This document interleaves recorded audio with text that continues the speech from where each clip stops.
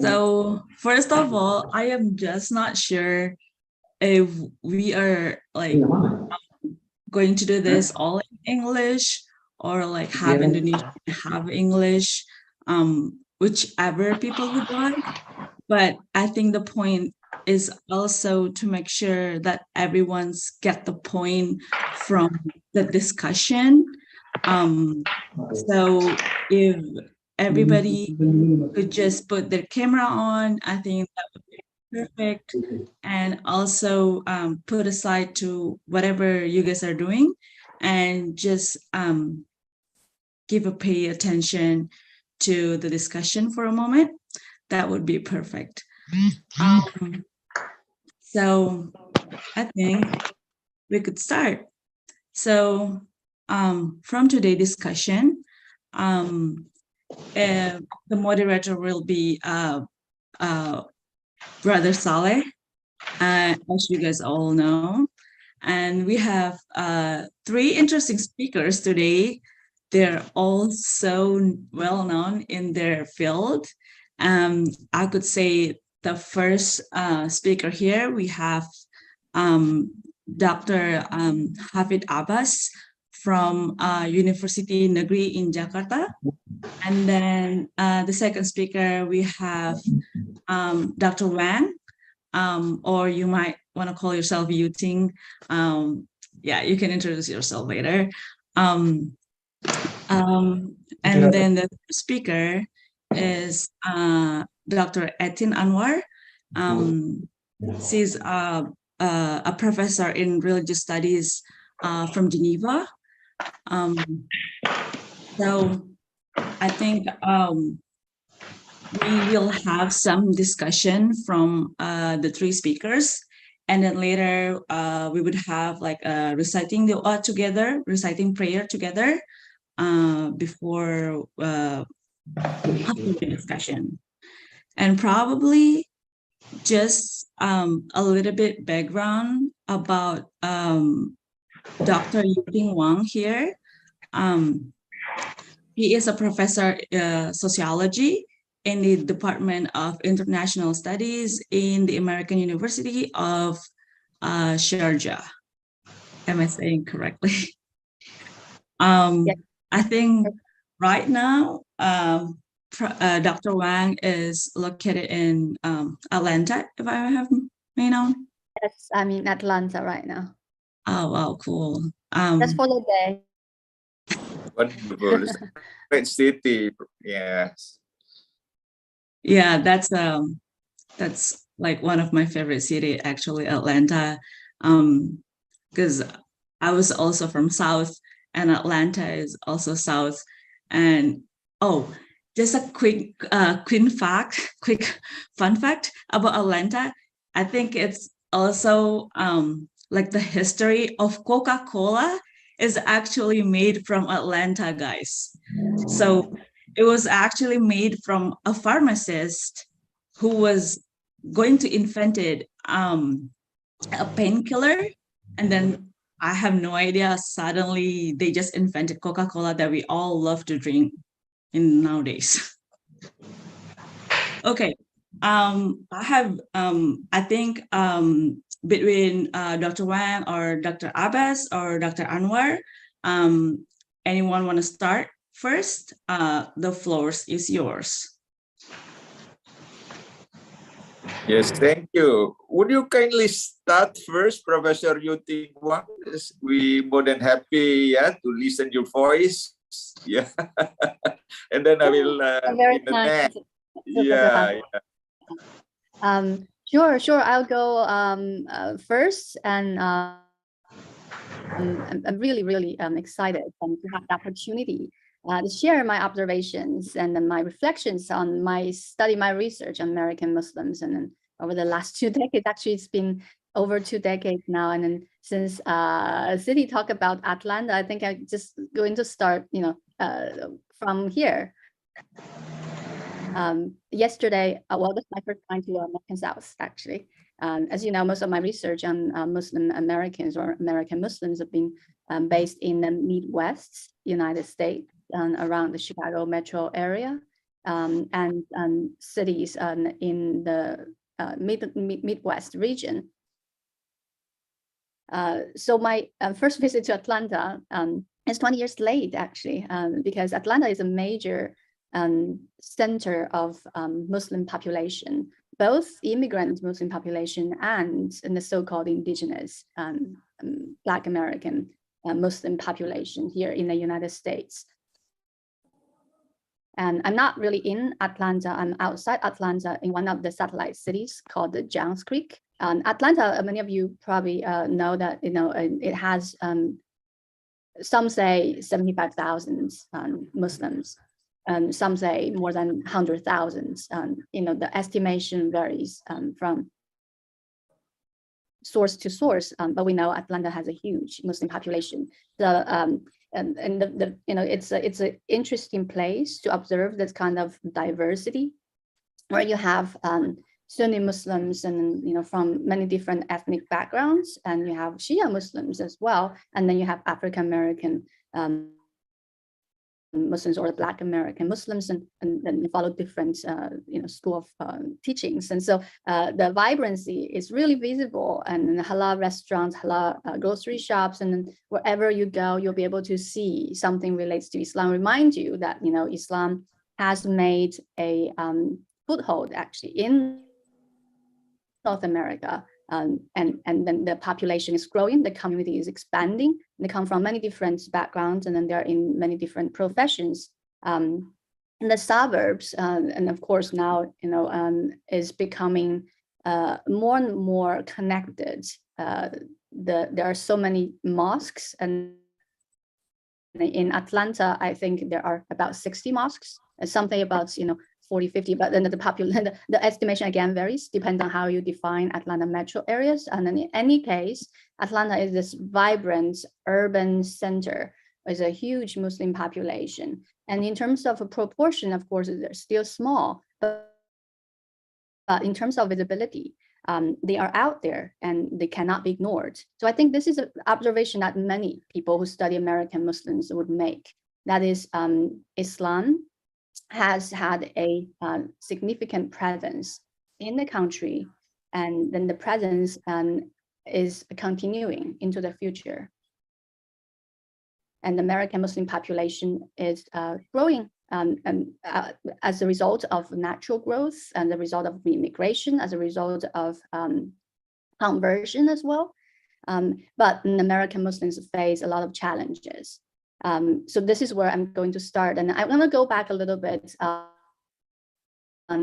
talk a little bit about my research, and then share a little bit more of my reflection of what is happening now, 20 years later after 9/11, and then of course hand over to my colleagues in Indonesia. So first of all, thank you so much, Siti, for your introduction. For those of you who joined a little bit late, and my name is Yuting Wang.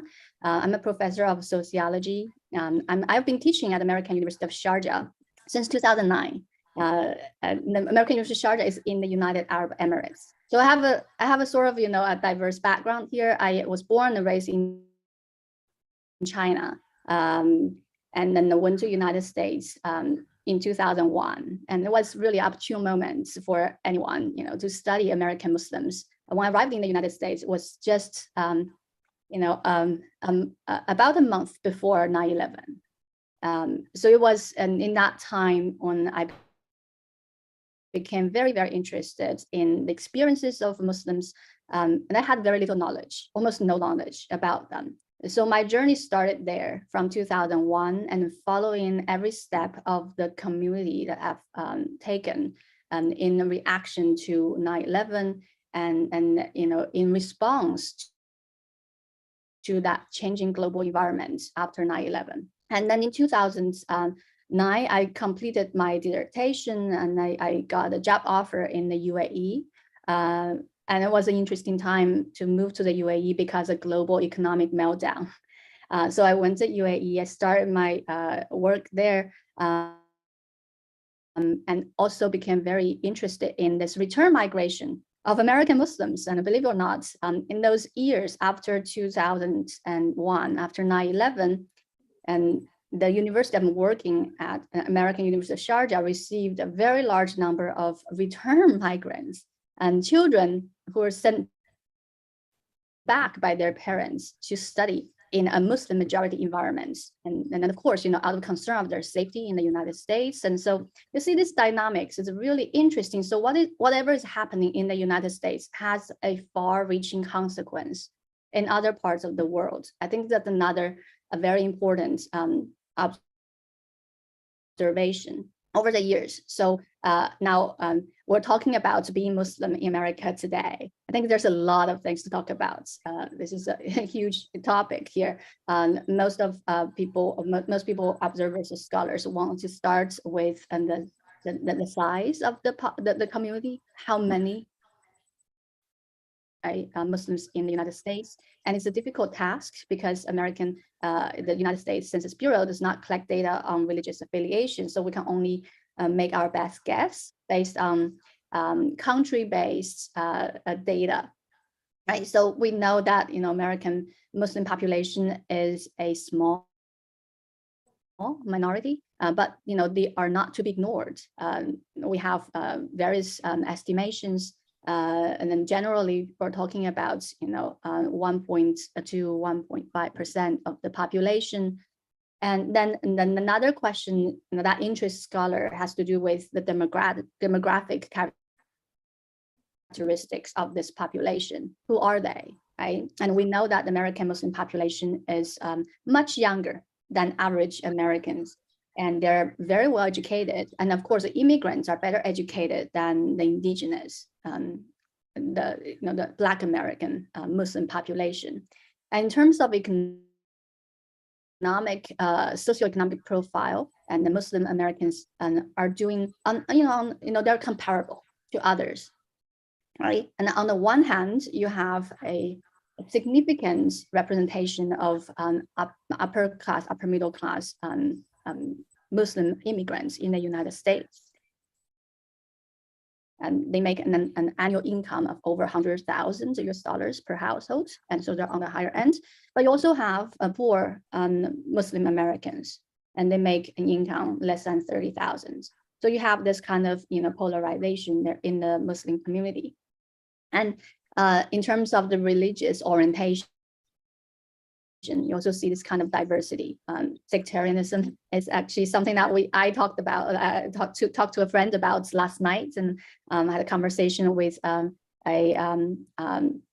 brother who's also a professor here in Atlanta, a sociologist, a fellow sociologist, and then a Muslim American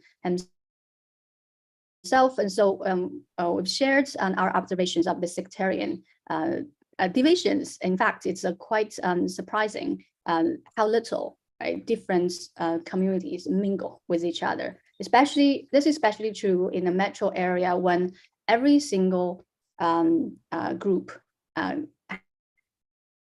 has a sizable population that they can relate to, right? So the South Asian Sunnis, for example, rarely interact with the Shias.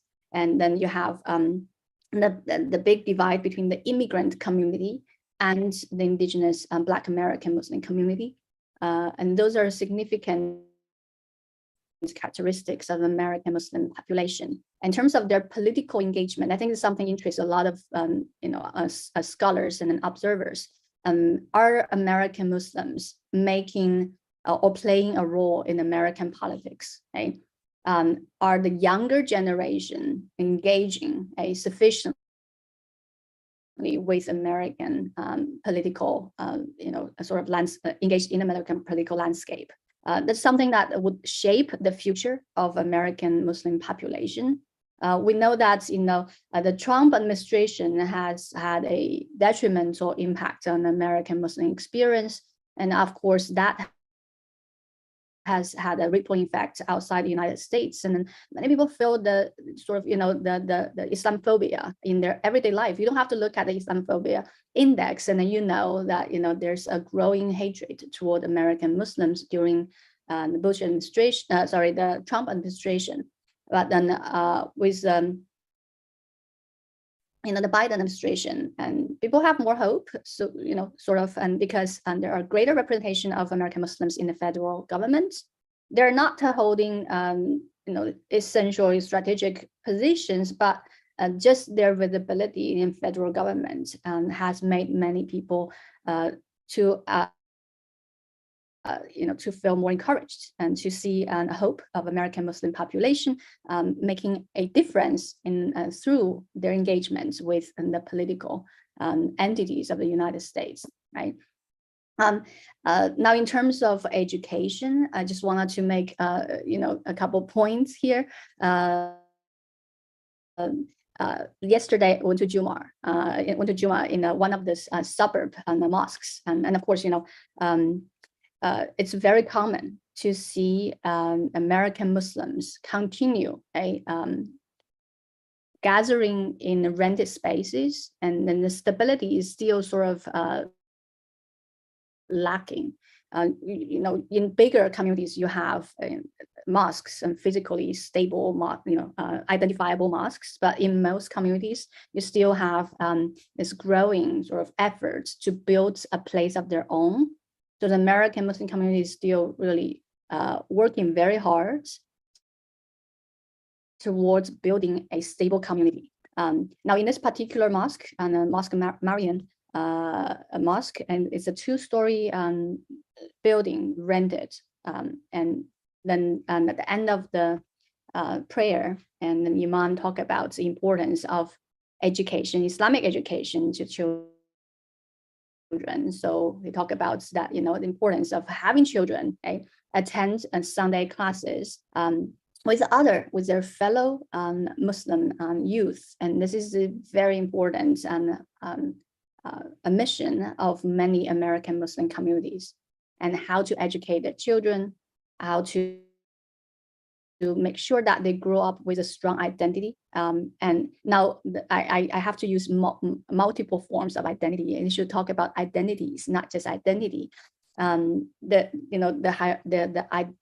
hierarchy of their identities and can shift throughout time in response to domestic and global events. And so as we observe the change in American politics, domestic and international, and then how to create a curriculum for American Muslim youth, it become a central task for leaders in different communities across the country, not just in Atlanta and in Chicago, in New York, and in California, in other places. And you'll see that kind of concerted effort, right? But probably, this is a more sort of optimistic outlook of American Muslim community. Some of my fellow scholars, right, have seen the growing divide in the community because of socioeconomic statuses, not vary across community to community. And so even, the sort of, the interest in career development would differ.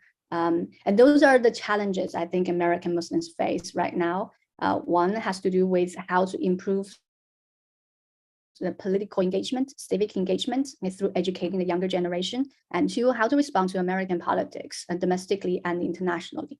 And then to end my part, I think I'm taking a lot of your time, and I'm really looking forward to more conversations rather than my monologue. I wanted to sort of highlight this one trend that I mentioned earlier, that is return migration. In our research about American Muslims, I think one thing that is lacking is about this kind of returns, or this kind of connection, transnational connection American Muslims continue to forge and contribute to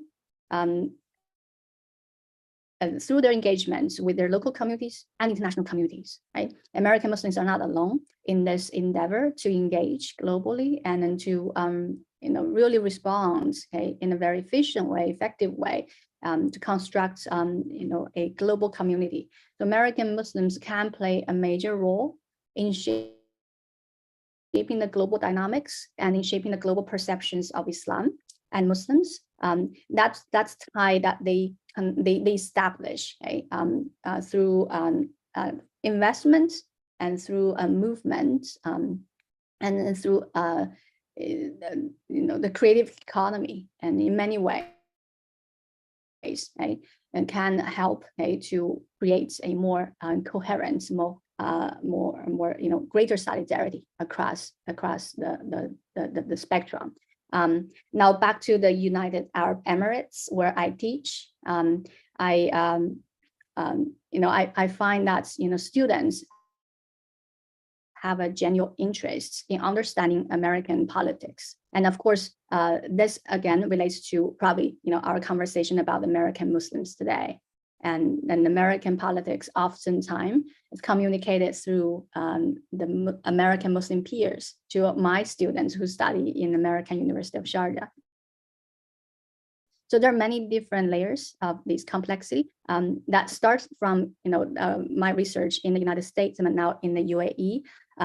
Again, the book was written about a decade, or published about a decade ago. The research started almost 2 decades ago. So I think it's a time to update the research, and so I'm hoping that more scholars, especially Indonesian scholars, will be interested in the topic. And now Salon is doing important work in this regard, and I hope more of you will be able to spend time, really root yourself in the field and relate, and then try to develop that kind of rapport with American Muslim communities, recognize the diversities within the community, whether it's ethnic diversity, whether it's socioeconomic diversity, whether it's religious diversity, right? That's heterogeneity inside American Muslim community is also a source of resilience and growth. And so with these reflections, I'm going to hand this over to my colleague, Professor Hafid Abbas, and then I'm really looking forward to the questions and then further discussions with all of you. And thank you very much. You're welcome. Okay, Raisa? Thank you, Dr. Wang. So I think that was Thank you. a Great. very Wonderful. interesting insights for all of us about Muslim in America. Dr. Wang, I probably may translate a little bit in Indonesia, just so that people would have like same page. Yeah. So tadi Dr. Wang sempat menjelaskan juga bagaimana Atlanta, kota tempatnya Dr. Wang ini, sebagai salah satu center Muslim untuk populasi Amerika, populasi Muslim di Amerika. Terus kemudian juga menjelaskan beberapa proporsi tentang polarisasi Islam itu sendiri. Ada yang low income groups, ada juga yang high income groups. Terus ketika kita ngobrol tentang Islam itu ternyata sangat berhubungan dengan politik. Tadi juga sempat disebutkan bagaimana ada ibaratnya administrasi selama pemerintahan Trump itu mungkin agak sedikit lebih kurang baik terhadap persepsi orang terhadap Islam, dan mungkin kedepannya dengan administrasi yang sekarang, administrasinya Biden, semoga sistemnya jauh lebih baik lagi. If I may, you don't have to answer it now, Dr. Wang, but just so for everyone, if I can ask, like, what aspect in your research is the most challenging you felt along the way? So, saya, Raisa, bertanya, aspek apa sih sebenarnya yang paling berat menurutnya Dr. Wang yang selama melakukan penelitian tentang Muslim di Amerika ini? I know that you wrote a book about between Islam and the American dream. Maybe you can also talk a bit about that. We all are grateful for that book. And I think that's a very interesting book to read for like young generation. So yeah, and probably Brother Saleh also have a few words to say before we go on to the next speaker. Thank you. Well, thank you, Raisa. Thank you, Dr. Yuting. Yeah, actually, well,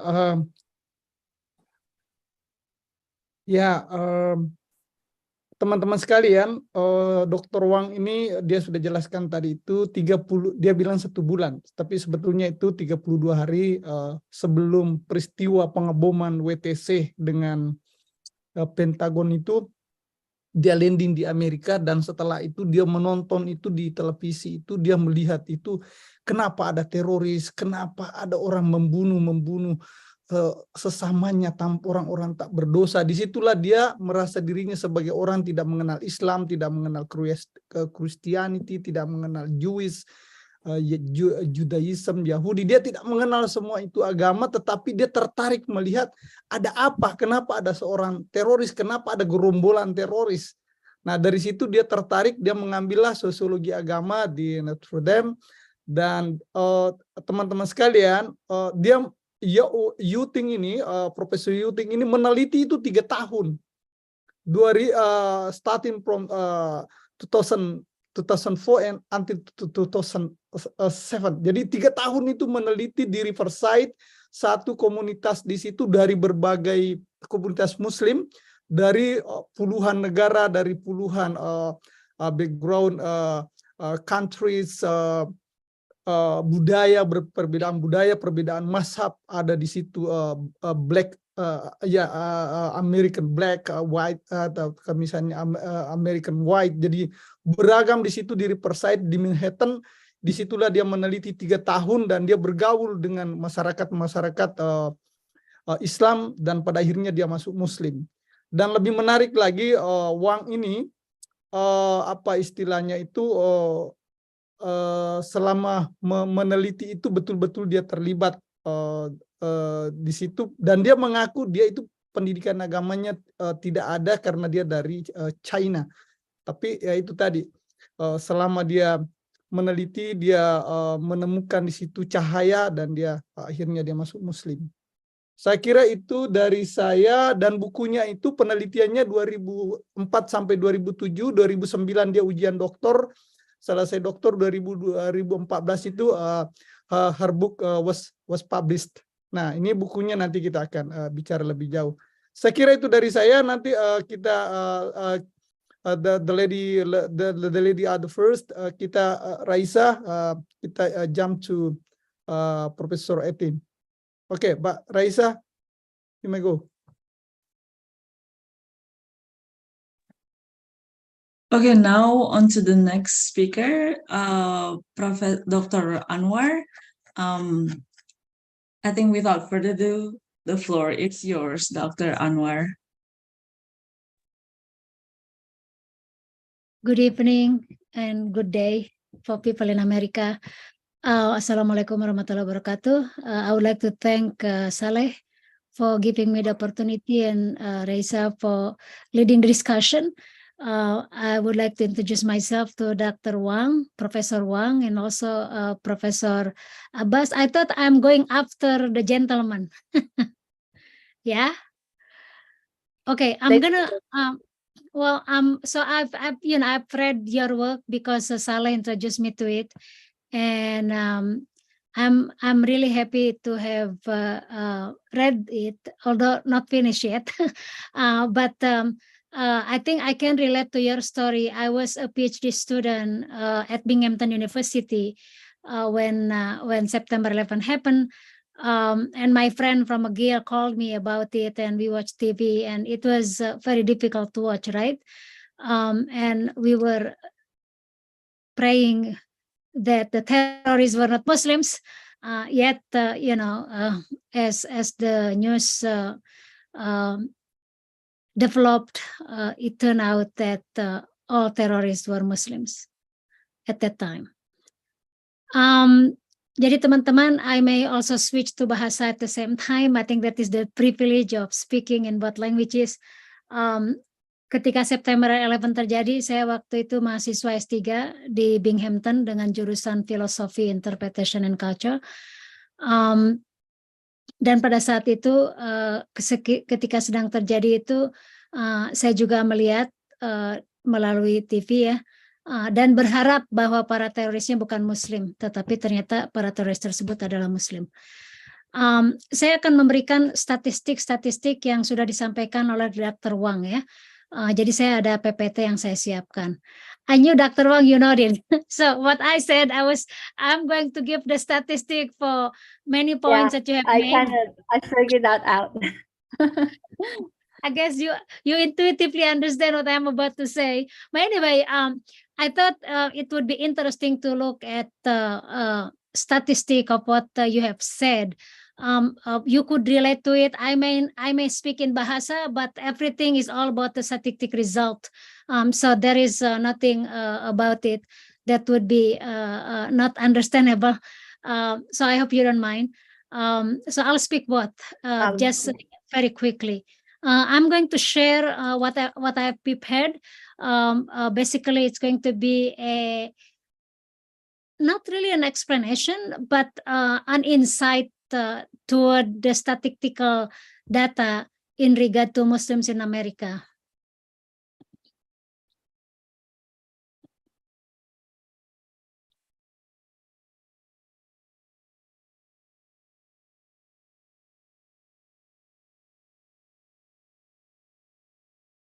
My computer usually give me hard time, so I'm gonna just do like this. Is anyone able to see my PowerPoint? Yes? Yes, we can see it. Okay. All right. So I'm trying to stay as close as possible to the theme, and here is my title, Being Muslims in America, Trends in Surveys. You guys can post what I'm saying on my Instagram or Facebook or Twitter. Just tag me. I'll follow you later. Remind me if I don't. But anyway, I find it very, very interesting to think about surveys. I'm going to show you the survey by the Institute for Social Policy and Understanding, and also from Pew Research Center. Now, the research from Pew Research Center is a little bit old.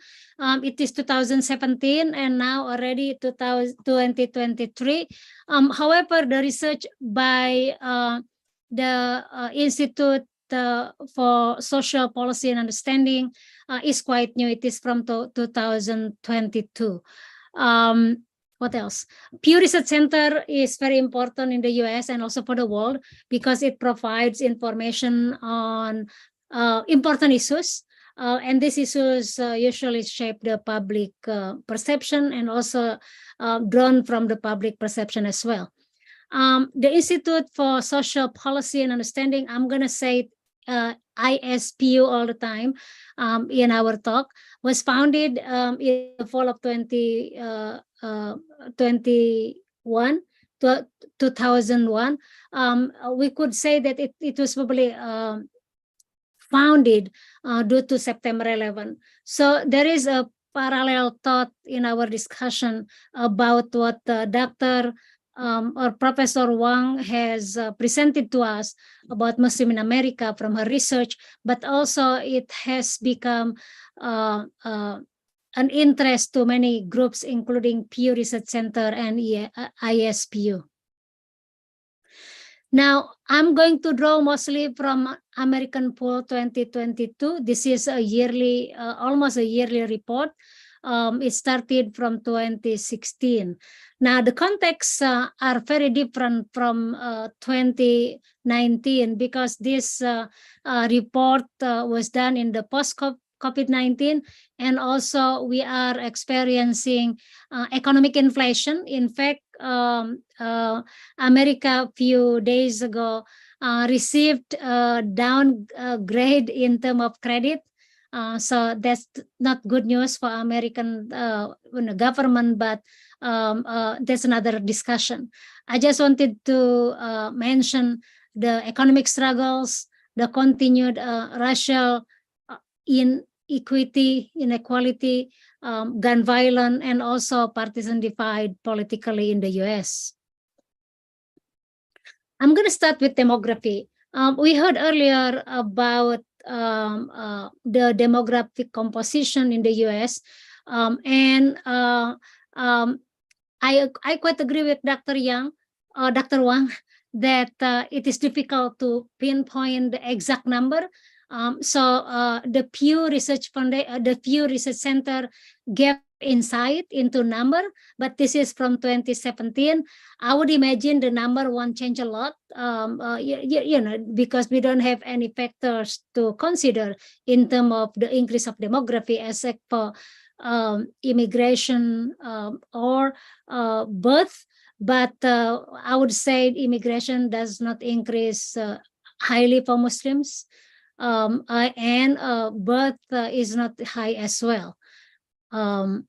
Okay, according to Pew Research Center, by 2017, the number of Muslims in America is about around 3.5 million. So that's not a lot, right? Yeah, I don't, probably it's 1% of the U.S. population. That's, I think, my guess. And most Muslims are immigrants. Some of them came here to study, like Dr. Wang and myself. Some came here due to work. Some came here due to refugee status. So there are different reasons to come to the U.S., but they make up the U.S. Citizen or American Muslim citizen or resident. A lot of time we think that most Muslims in America are African American or Arab, but according to this research, they are actually white Muslims, and also they are second generation Muslim. Like myself, I am the first generation Muslim, and my children are second generation Muslim, and that would be also the case for Professor Wang, right? Like first generation, the first generation who came, and then the second generation refer to the second, the children of the first generation usually. So if we are looking at the statistic here, most U.S. Muslim by statistic are white. So that's interesting, right?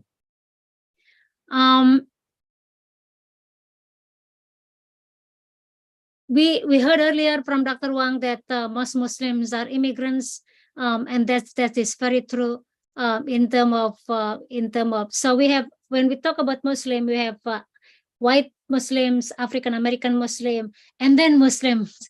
A lot of time when we talk about Muslim, we are talking about immigrant Muslim, but in reality there are more to that, right? We are not, when we talk about Muslims, it is a composite of. It's not just immigrants, but this is also the stereotypes. When you go to places, you would be asked, even my children, they would be asked whether they were born here or they were not born here, right? Because again, the idea of Muslimness is associated with immigration.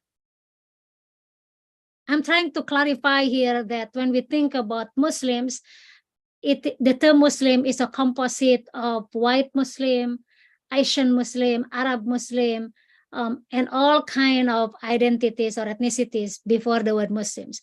However, a lot of time in America, when we talk about Muslim, the idea of Muslim is associated with immigration.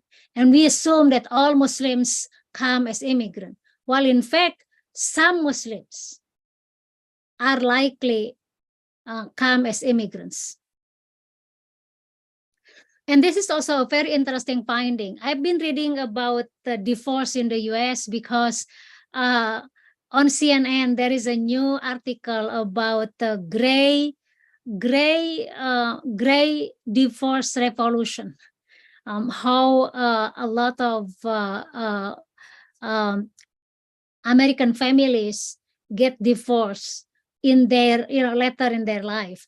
Now, if we are looking at the statistic here, 7 in 10 Muslim immigrants are married. What does it mean? It would mean that as you all know, in Islam, marriage is half of religion, right? So because it is half of religion, there is a strong cultural and religious inclination for Muslims to be married. And we can talk about this a lot. I did research on the dating Muslims, so that's another topic to talk about.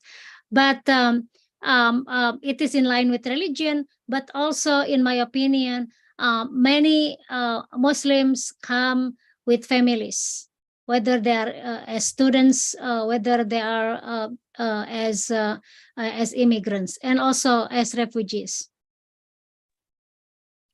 Religiosity. How do Muslims perform religiously? Muslims, like any other religious groups, consider religion as very important. Now, this is the report from ISPU, and most of my presentation from this point onward will come from that report. If you are looking at different groups of different religious affiliations, we could see that in general, white evangelical, Protestants, and Muslims share the same religiosity. They are highly religious, and they consider religion to be important. So I would be interested to know from Dr. Wang research if this also it was reflected in 2001, right? That is why I'm asking this question, because in 2001, America was politically united, right? Dr. Bush, President Bush was saying to us living in America at the time, either you are with us or with them. So Americans were politically united in 2001, but now 20 years later, American is politically divided. Yet religiosity remains the same among white evangelical and Muslim. It remains important. So is there any connection between the high religiosity now and the political divide? Religion is used to essentially garner support among white evangelical, but that's something probably Dr. Wang could answer later on. I heard earlier from Dr. Wang that young Muslims are likely to be more political, but at the same time, according to this research, young Muslim more likely than young adult to say religion very important. Now, this is very, very important to talk about. I've come across to some books on it. Parents, first generations of Muslims came to the US and they were trying to assimilate so much, right? They may dress quite differently from they were in their own home countries, or they want to be Westernized and Americanized in whatever understanding you are trying to understand there. But second generation are likely to go back to religion, and there are examples to this. I was a student at Binghamton. The parent, the mother didn't wear the veil, but then the daughters, they have two daughters studying at Binghamton with me. The daughters wore the veil at the time. We have also coming age stories where youth abandon religion, but then they come back to Islam. So young Muslims are likely to be more religious, and to say religion is important. Now, there is a distinction between religion is very important and being religious. Religion is important as part of identity, but religiosity is more or less about the expression of religion itself, right? And I could understand why second generation would go back to religion as being important, because that would probably mark their identities, and also it would mark their own self. You know, like if your family is a Muslim family, then very likely you would be observing some of religious holidays, some of rituals due to the family obligation. Now, if we are looking at different racial identity, we are also looking at how Muslims perceive religion as important. According to this research, if we are looking at blue, the light blue, this color refers to Muslims, and the darker blue refers to general public. So among African American, white, Asian, and Arab Muslims, they consider religion very important. And the trend is almost similar, especially among Black, white, and Hispanic Americans. It shows that religion is important. Now, I'm going to also go back to Dr. Wang. Do you think this statistic refer to American exceptionalism? You know, America is very secular, yet the people are very religious. So I would be interested to listen to your explanation from your research. If racial difference does not matter when it comes to the role of religion, although the context is secular context, right? Next, American Muslims more likely than Jews, Catholic, and general public to attend religious service once a week or more.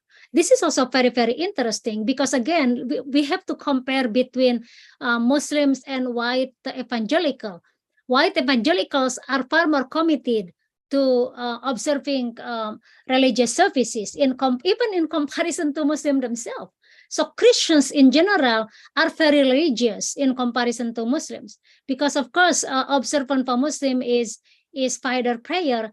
And we all know if you live in America, it is difficult to leave a job just to pray Fajr prayer, right? And the situation in America isn't like in Indonesia where public spaces and sometimes offices have a mosque or a musola. In the US, I live 1 hour away from the mosque. It's not like Atlanta. I live in Geneva. We don't have a mosque around us. It's 1 hour away, either to Rochester, to Ithaca, or to Syracuse. So it is like it is difficult for me as a mom to bring children for prayer, right? And we consider going to school is far more important than Jummah prayer. Why? Because then God is much more forgiving and understanding in terms of our personal situation in comparison to bosses or school system probably.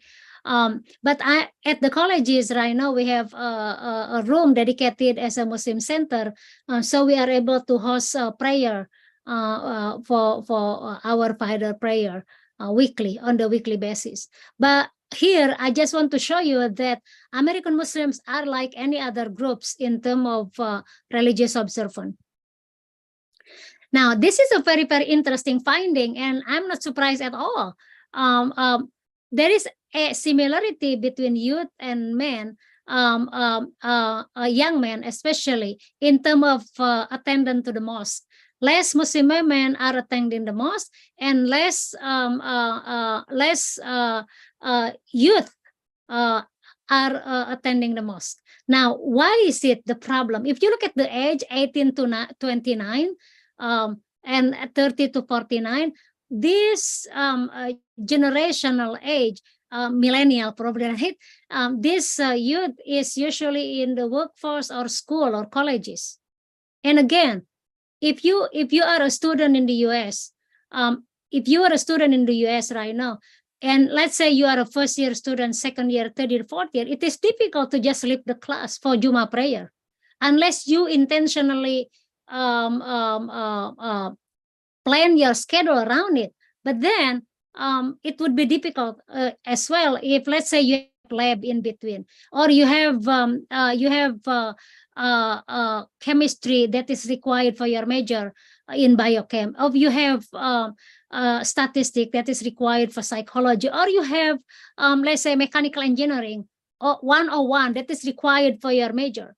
So again, we have to look at this statistical data in relation to real life. Students are not excused just to go to pray. Yes, it is guaranteed by the Constitution to live your religion, but social factors have to be considered when it comes to attending the mosque. Otherwise, it is much more difficult. So it makes sense if some men, women, and young men to have difficulties in attending mosque. Now, for women, culturally, women are not going to the mosque, even in Muslim majority countries. However, in America, we have to consider conversion of Muslim women. These women who were formerly Christians or Jews, they went to to churches, they went to synagogue for prayer, for services. So when they turn to Islam, they also they have the same inclination. They want to go to the mosque. And mosque in Islam is the most important site for learning Islam as well. If you don't go to the mosque during Jummah prayer, then you don't likely learn about Islam. And you have to learn in the mosque. I have a paper published on women leadership in the mosque. So I did research on women's movement in the mosque and how they contributed to the mosque setting. And I mean, I can talk more about that, but just to show you that Muslim women are reluctant to go to the mosque. First, sometimes it's about the space during Jummah prayer, and this is not one time. Would be, we would be sent to the back of the mosque, or we would be said, we don't have the space for today's prayer because too many men are coming, or sometime we were sent to the place where it is difficult to listen to the khutbah and things like that. There's many other issues. Economic and social issues. Moderator, how many minutes do I have?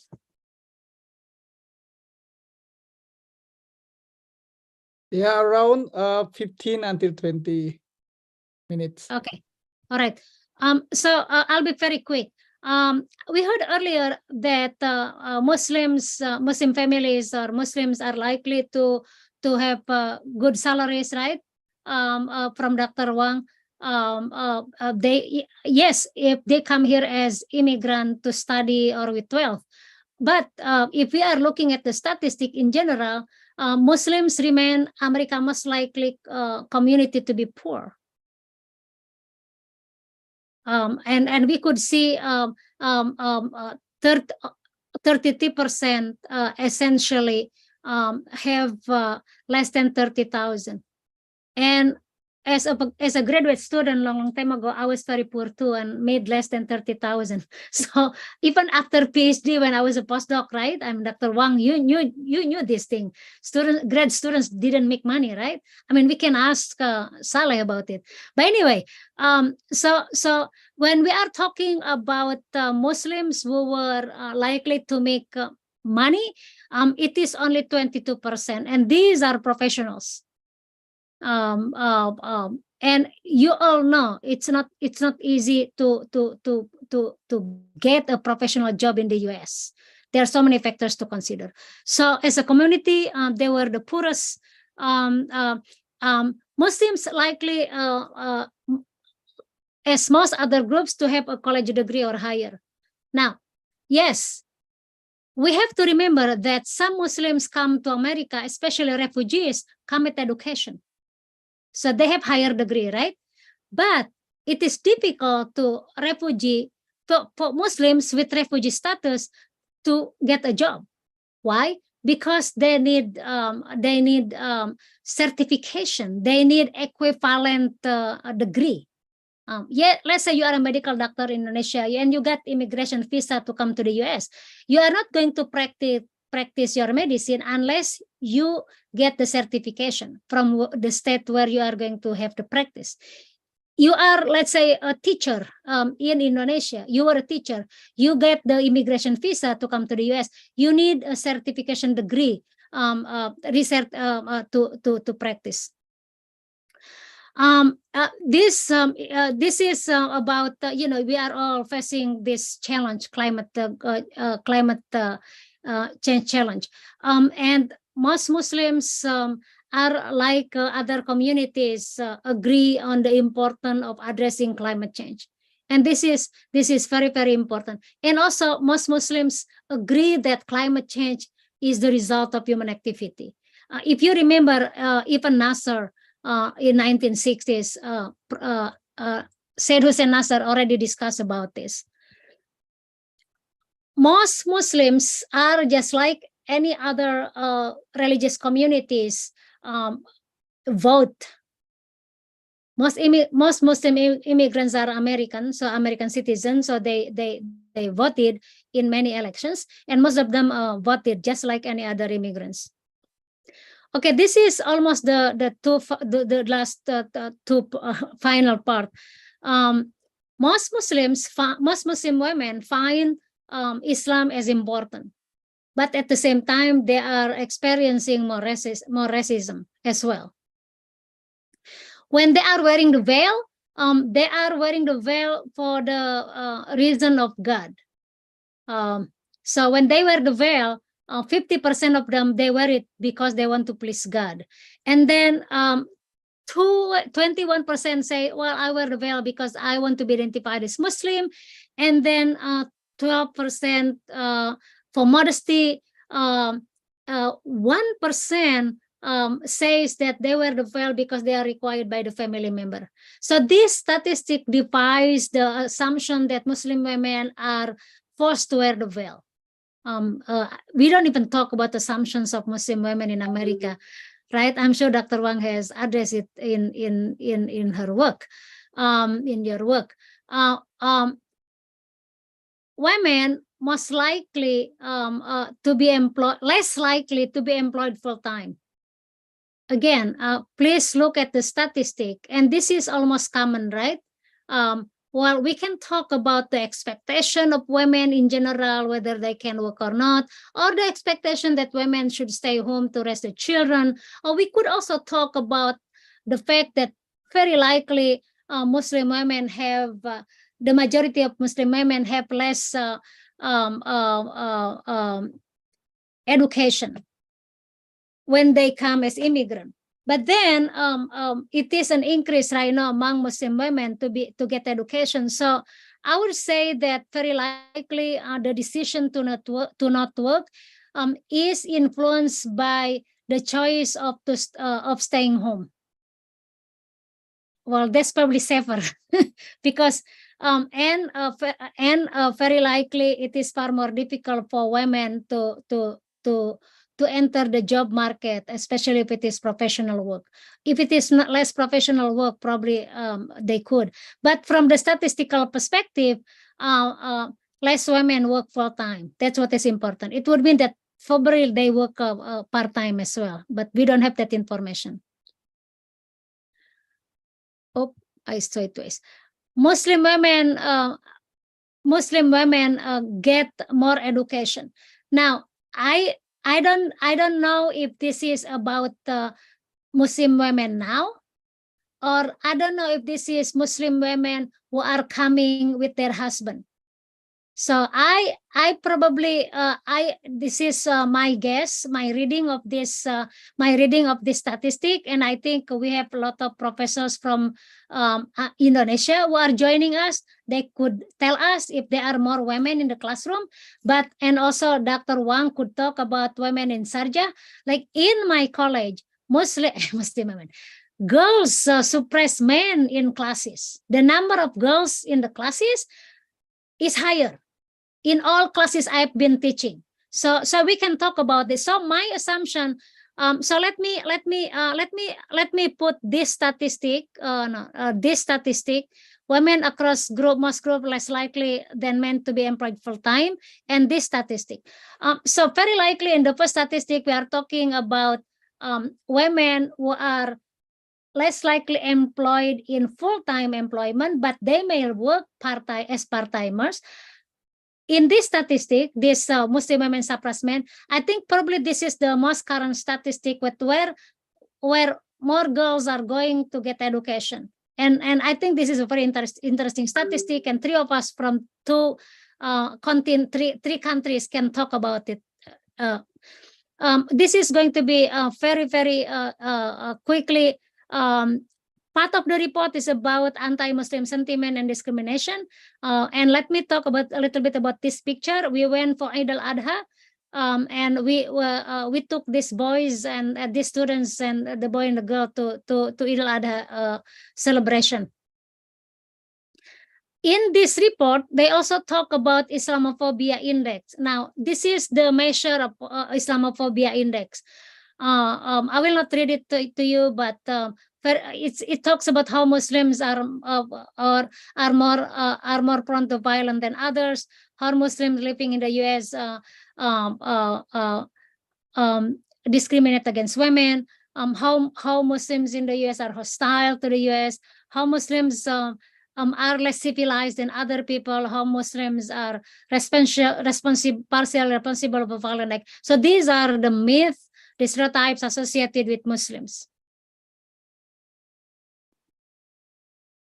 And of course, according to statistics, Muslims experience discrimination more than any other religious followers. If you look at Muslims and white evangelical, both of them are considered to be very religious, and both groups consider religion to be important. But when it comes to discriminations, most Muslims are discriminated against in comparison to even general public. So that's very sad, yeah. Most Muslims most likely to face discrimination in institutional setting. Now, please look at the reason when applying for a job. So most Muslims are, Muslim names, Muslim are likely to be discriminated against. When interacting with police in the street, for instance, when they are in the airport, when they are in hospital, when they are on social media. So all of these are explaining the reality for Muslim, why they are discriminated against and how they are discriminated. In the airport, I heard stories. Even my professor was detained one time.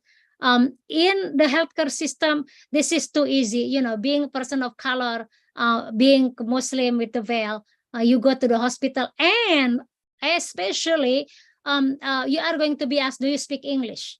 Even for me, I'm a professor at the colleges, I would be asked, do you speak English? So that's in the hospital setting, right? Now, according to this research, more men are facing discrimination when applying job, when interacting with law enforcement. More men are experiencing discrimination when they are in social media. Okay. So by looking at this, I hope we can engage Dr. Wang and also Professor later on. How do we move forward, right? I mean, yes, being in America is important, but how do we move forward? We look at the statistic, we look at how Muslims are discriminated against, and these are important issues. And thank you, Saleh, for the opportunity. I'm looking forward for the discussion. Okay, Raisa, you may something? Yeah, thank you so much, Dr. Anwar. I think it was very interesting insights for all of us, especially me also. As a student now in America, it was really opening to me. So kita semua sudah melihat statistik bagaimana keadaan Muslim di Amerika. But also I just realized, Dr. Wang, I have never thought you graduated from the same university I was graduated. I was also from Indiana. So you graduated from Notre Dame? Notre Dame. Yeah, me too. I did my master in there for environmental engineering. So yeah, we're fighting Irish. Wow, wonderful to connect here, Raisa. Yeah, I didn't know when Saleh amazing. Yeah, we saw like a lot of data. And then I think what I like about Dr. Anwar's explanation before, when we think about data, karena kebetulan juga saya bekerja dalam data, sekarang saya ngambil S3 Teknik Lingkungan, jadi saya juga tentang data dan tentang lingkungan. Jadi menurut saya, ketika kita melihat data, Dr. Anwar tadi benar-benar membuat suatu poin yang sangat penting. Dengan melihat data ini, sebenarnya apa yang kita harus bisa lakukan ke depannya? Lalu informasi ini sebenarnya kita bisa gunakan sebagai apa? Bagaimana pentingnya informasi ini bisa digunakan? And then also just to share a little bit about my experience, I think Dr. Anwar has mentioned a lot of things about being a grad student as a Muslim and also as an immigrant in Indonesia. And I think Brother Saleh also has more experience on that. So yeah, there are some difficult moments as a Muslim in America. But also, if I could share a little bit about my experience, is that dulu waktu saya juga graduate school di sini, saya juga kebetulan latar belakang saya benar-benar yang mengerjakan lab dan mengambil banyak kelas. Namun yang saya bisa bilang, alhamdulillahnya saya tidak pernah merasakan kesulitan yang sangat besar ketika harus menghadiri acara-acara di masjid. Karena kebetulan masjidnya mungkin yang tadi Profesor Anwar juga bilang, bahwa lokasi masjid saya kebetulan sangat dekat dengan sekolah saya dan juga dengan tempat tinggal saya. Tidak terlalu jauh. Jadi saya juga biasanya ke masjid naik sepeda bahkan. Terus saya berusaha datang ke masjid itu setiap 5 waktu.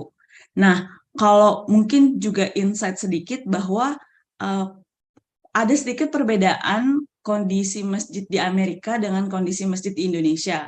Mungkin ini yang sesuai dengan pengalaman saya. Kalau masjid di Indonesia itu benar-benar kita gunakan hanya untuk beribadah sholat begitu.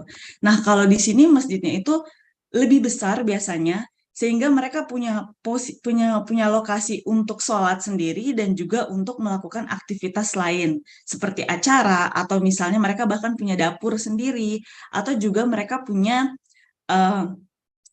tempat untuk berkumpul begitu. Nah, jadi malah dulu tuh kalau boleh share, saya sering sekali mengerjakan PR saya di masjid gitu, karena masjidnya full dengan WiFi, full dengan AC gitu. Jadi saya ke masjid itu malah sangat senang.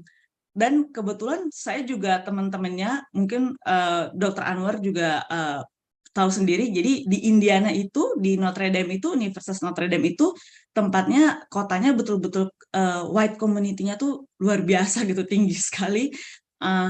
Nah, jadi kebetulan teman-teman saya waktu itu kebanyakannya orang-orang berkulit putih gitu, orang-orang Amerika. Dan alhamdulillahnya juga saya senang sekali adalah mereka sangat support dengan apa yang saya lakukan dengan identitas saya sebagai Muslim.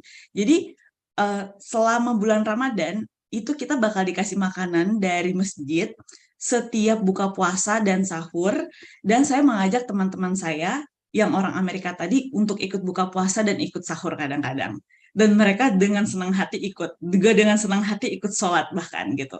Jadi itu malah benar-benar apa ya, istilahnya membuka pikiran mereka bahwa wah, ternyata Muslim itu tidak seperti yang diceritakan atau yang diinformasikan di sosial media atau di media-media, mungkin yang tadi yang Dr. Anwar juga bilang banyak yang Islamofobia, tapi ternyata teman-teman saya ini malah sangat tertarik untuk mengikuti kegiatan-kegiatan Muslim ini. Bahkan saya sering mengenalkan mereka kepada imam di masjid itu.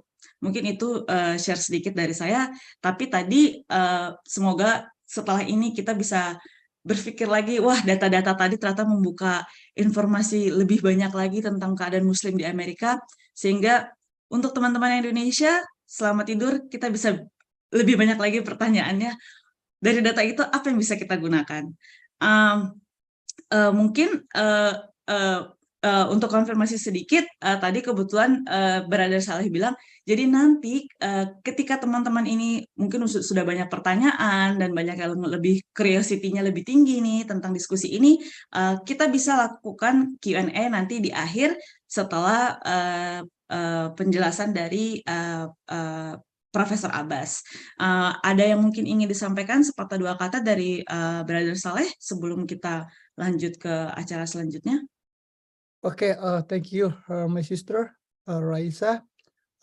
Well, I'd like to say hello to also my professor, my English teacher, Brenda. Brenda is joining us too in this good opportunity. Dan teman-teman sekalian, saya kira tadi kita seperti kita lihat data-data yang dipresentasikan oleh Profesor Etin. Profesor Etin ini dari UIN Sunan Kalijaga, Sunan Gunung Jati Bandung.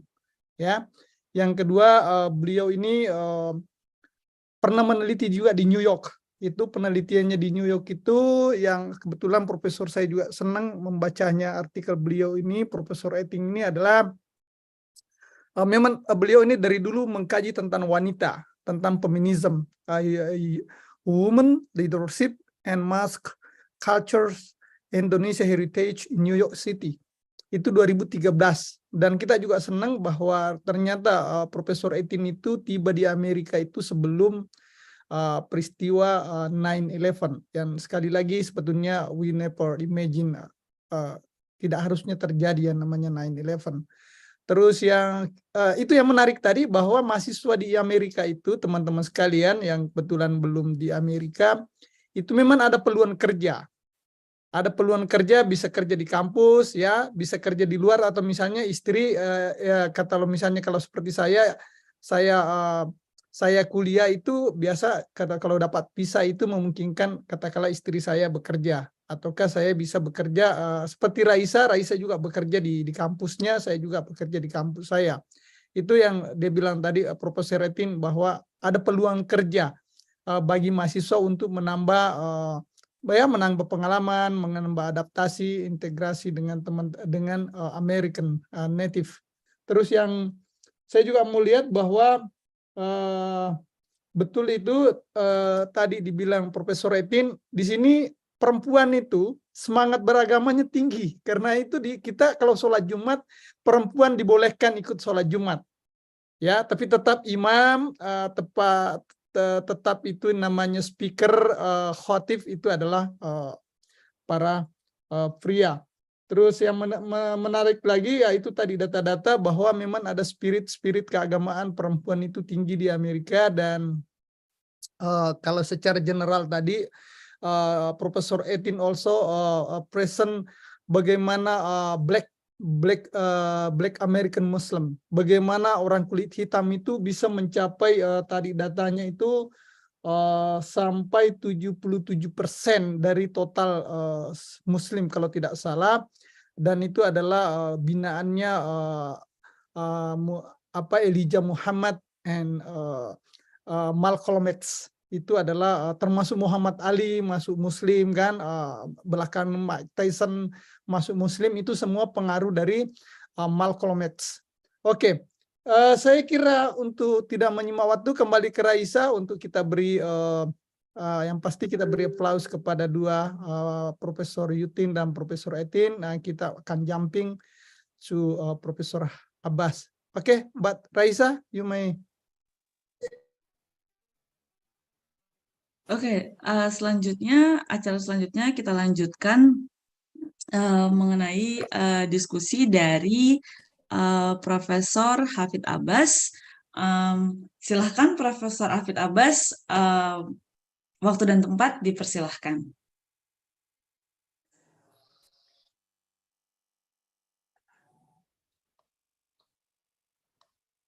Yes, thank you so much, Raisa. Dr. Saleh, Prof. Yuting Wang, and Professor Anwar. Assalamualaikum and very good evening here across Indonesia, and good morning in US. Can you hear me? Can you hear my voice, Raisa? Is it okay? Yes. Yeah. Yes. Yes. It is indeed a great honor and privilege for me to join this, it's a gathering. This is international meeting indeed, because we are coming from different part of the world. Yes, Professor Yuting Wang, I visited Carter Center, met President Jimmy Carter in 2004, and I had,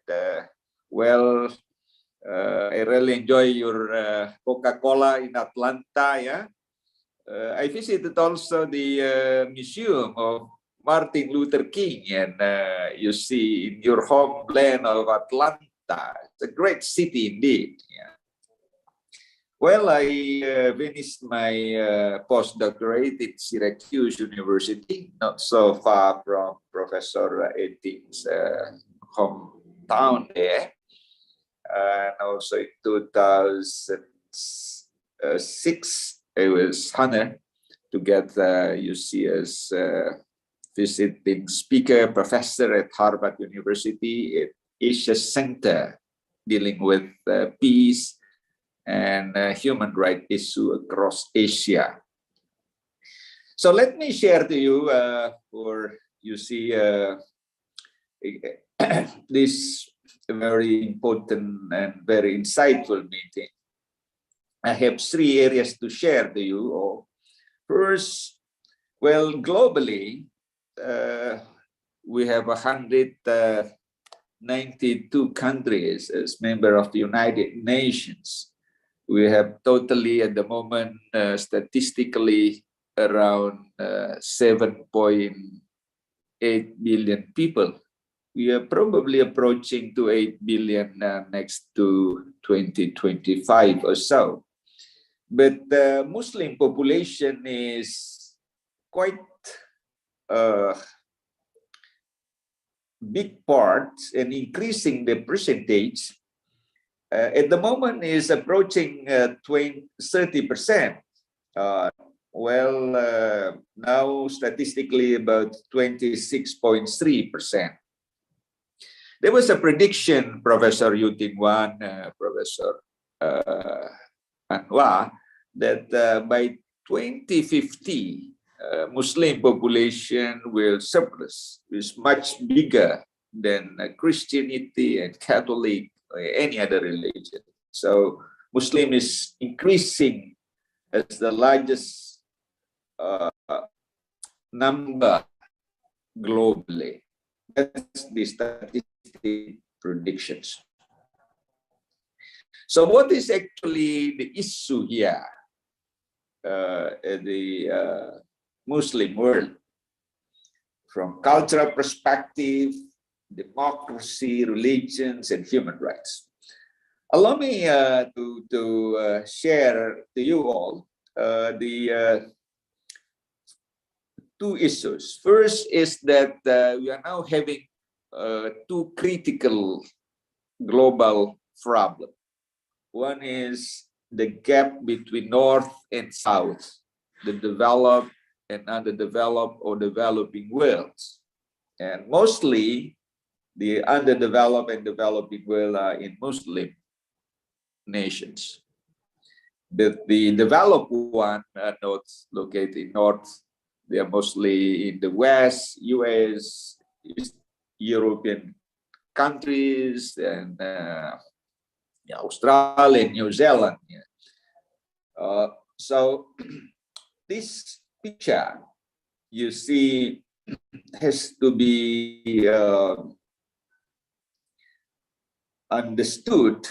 What's actually the polarization of the world. So the second issue is the gap between man and nature. It means that the economic domination, the resources of the world is dominated by the first world countries, mostly in developed one. But the resources located mostly in developing world, mostly in Muslim nation, like Indonesia, like Middle East. They're very rich in oil and mining, but you see they are still underdeveloped or developing. So the resources they have is the mercy for the developed world. So let me, you see, take the drama of these 2 gaps.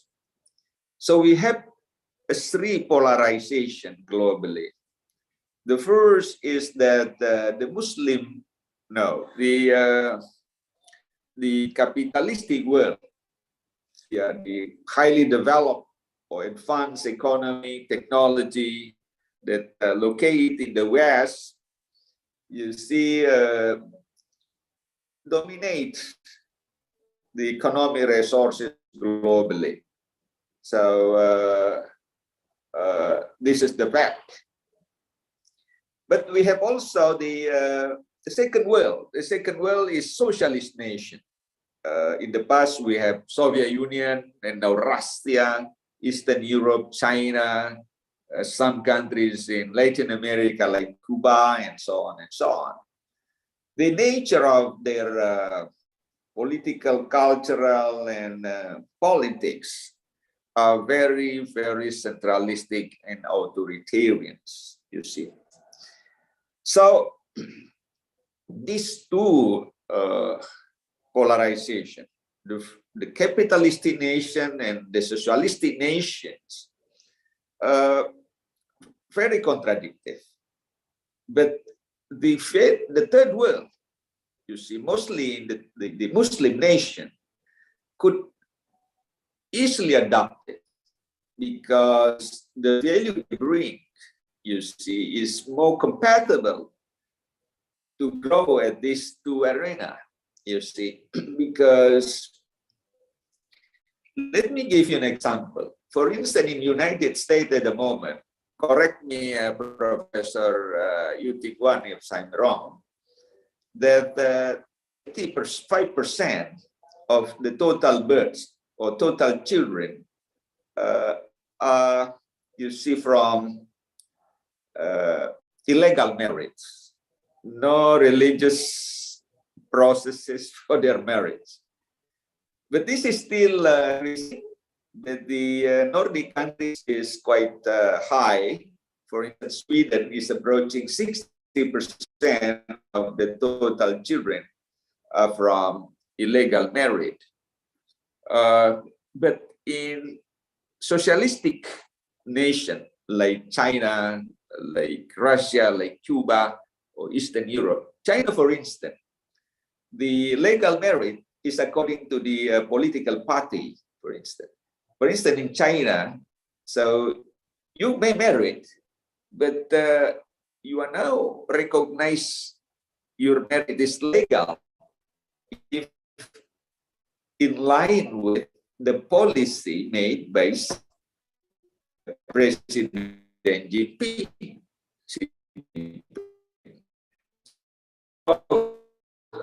There is no issue on religious on these socialistic nations.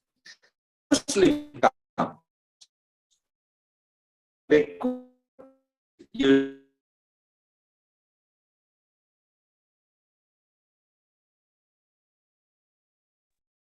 Professor Hafid, you may close your camera, so because of the signal is your place is not so good.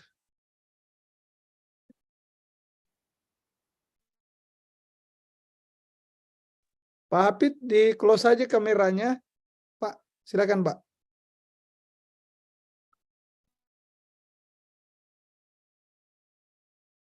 Profesor Hafid keluar ya?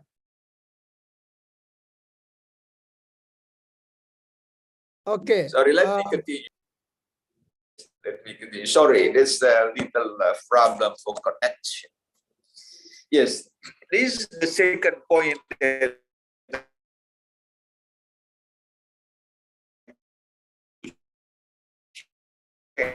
Kameranya bisa di close tuh, usul dari Brother Saleh supaya lebih jelas Pak suaranya. Testimony, Saleh, Bagaimana,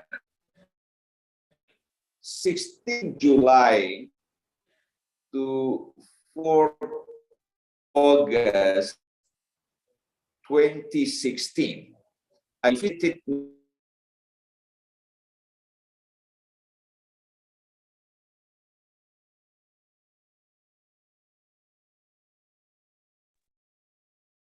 Seperti usul Pak Saleh tuh, videonya ditutup.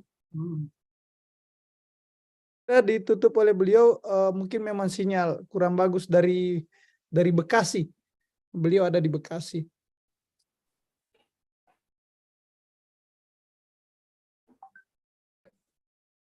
Ya, kita Can you hear me, Saleh? we Hello? we are hearing you, sir. Okay, now let's me continue with my second part of my reflection this evening. Last 16 July to August the 4th, 2016, I visited 5 or 6 countries in Middle Eastern nations. I visited Iraq, Tripoli, Beirut, Iran. I visited Qom and Tehran, and some others across the Middle East. The reason is that, why? Because I watched the testimony made by Tony Blair. Tony Blair expressed his apology to Islamic world on 25th October 2015. He expressed his sincere apology to international community that why he made a grave or worse mistake to destroy Iraq. And you see, remove Saddam Hussein and created devastated for you see economically, politically, culturally to this big nation. So he made apology. He said, well, the mistake was made because the misinformation from US intelligence. So our intelligence did not provide accurate and correct information. That's the reason why we express our apology to all. The first testimony that I watched at CNN. The second, you see, shocking testimony made President Barack Obama on 10 April 2016. He spoke at Fox News TV. Barack Obama also made apology that, well, this is the worst mistake I made in my administration. I killed Libyan people. I removed Muammar Gaddafi. I destroy your nation economically, politically, socially. So, but I did not anticipate that your country become chaos. So that's the reason why he said, this is also wrong information I got from my intelligence. So then, well, I visited those nations. What's actually the reaction after the testimony made by Tony Blair and President Barack Obama? You see? And I found in one scientific report, the reason was not because Muslim. No, Obama loved Muslim. He has been here in Indonesia. Tony Blair also loved Muslim. Yeah. But the reason why he invaded Iraq and removed Saddam Hussein, not because religious issue. The issue was economic reason. Iraq, during my visit to Baghdad, I got information, I got data that Iraq produced 4.3 million barrel oil per day. Can you imagine it? Well, the population at the time, Iraqi people, is only 30 million. Can we imagine Indonesia with approaching 300 million people? We produce just only 400,000 barrels a day. So Iraq produced, you see, 5.3 million barrels per day, you see. But the mistake of the Islamic world, they cut, you see, the benefit of these resources for the US and for the West. So they create this is great. You see, in the interest to remove Saddam Hussein from his power. So he toppled down, you see. So this is a drama of power, you see. Can you hear me? My voice, Saleh? Yes, is it okay? We are listening. We are listening you, sir. Yes. So now my question is that we need a future civilization dialogue. Shall we, you see, tolerate killing million people simply because of economic reason? They want to dominate the economic resources. Then after killing and destroying one nation, then they express their apology. So forgive me because that's not my mistake, that's the mistake of my intelligence. So there was a dream of Islamic world to find justice for the tragedy of the past. They need dignity to recover the dignity. Why US, the West, killing million people in Afghanistan, killing people in Iraq. You see the drama day to day in Palestine. You see because of the strong support of US to Israel. So we need a global justice. This is most fundamentalist for human civilization in the future. Shall we, you see, bring US to this new spirit that has been made December 14 December 2021, initiated by a lady from Somalia when she was 5 years of age. He is a refugee, you know. But now is the power leader in US politics at the moment, Ilhan Omar. Ilhan Omar could pass the law on anti-Islamophobia, you see. And President Biden now is strongly support this. And at US Department of State, it created a special envoy for monitoring globally to see the situation of Islamophobia. Professor Etin mentioned so far there's still discrimination right there for Muslim, both male and female. And this, you see, according to the commitment of President Biden administration, they will persecute if there are any discriminations. So the commitment was made when you see the law has been adopted, and US administration also initiated a lobby, all UN members. And luckily, that last few months, you see, at the General Session of the United Nations in New York,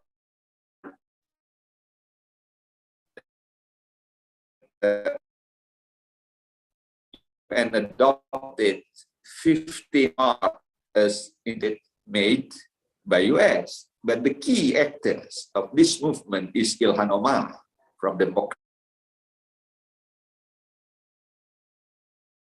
Oke, masih fluktuatif di sekitar tempat Profesor Hafid. Kita tunggu beberapa menit. Mohon maaf, I'm pretty sorry because of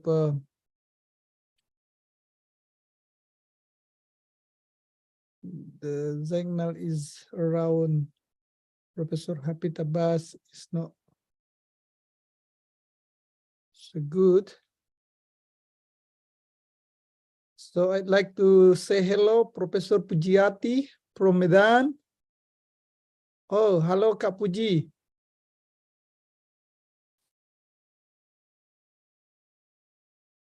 Oke, Raisa, kita mungkin bisa tanya jawab dulu sambil menunggu Profesor Hafid. That's right, that's right. Time is very important. Oke. Sambil menunggu Raisa, silakan. Profesor Hafid. It's Ya, me, it's mungkin me. sambil menunggu Profesor Hafidnya kembali lagi, ini ada beberapa teman-teman yang sudah punya banyak pertanyaan. Mungkin bisa kita mulai dari teman-teman yang online dulu ya. Ada Pak Abu Ali dan ada Pak Aryo Seno. Silahkan mungkin Pak Abu Ali. Okay, thank you very much. I just have one suggestion and two questions. Two questions I address to Professor Wang. Professor Wang. My question focus on Muslim in America. Focus on Muslim in America. In general, for living, is it okay or not? That's number one. Number two,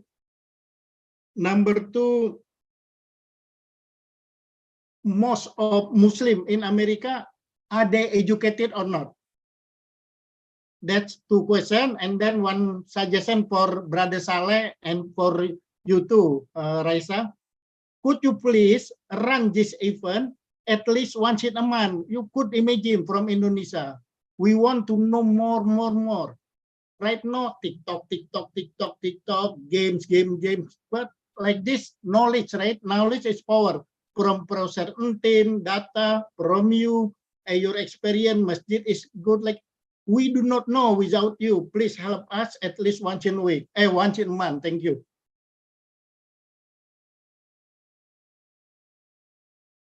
Terima kasih Pak Abu Ali. Mungkin pertanyaannya agak lebih dijelaskan dulu ya Pak.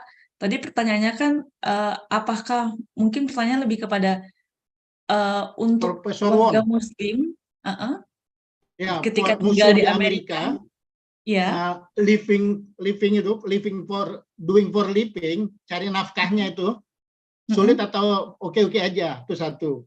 Yang kedua, Muslim, fokus on Muslim in Amerika, are they educated people or not? Raisa, may I close my presentation because the connection, I need 2 more minutes. Okay? Sure. Hello, Raisa, can you hear me? Yes, we all can hear you, Professor Abbas. You may close your statement or going further. Halo? Ya, halo Pak. Silakan Pak. Hello, can you hear me? Ya Pak, kita bisa mendengar.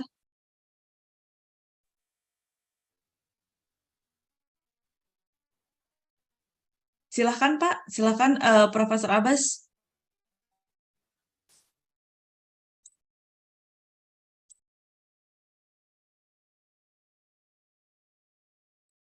I think we just lost him again.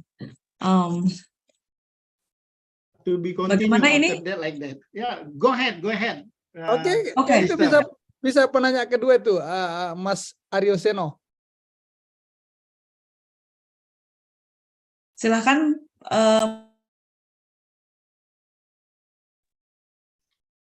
Yes, thank you, Ms. Raisa, to give an opportunity to me for talking. Let me introduce myself. My name is Aryo Seno. I am from Indonesian Defense University. Mostly I study about America, focus on defense, on military and security topics. And today I am trying to study about America from different perspective. My question is for Professor Etin Anwar. My question is,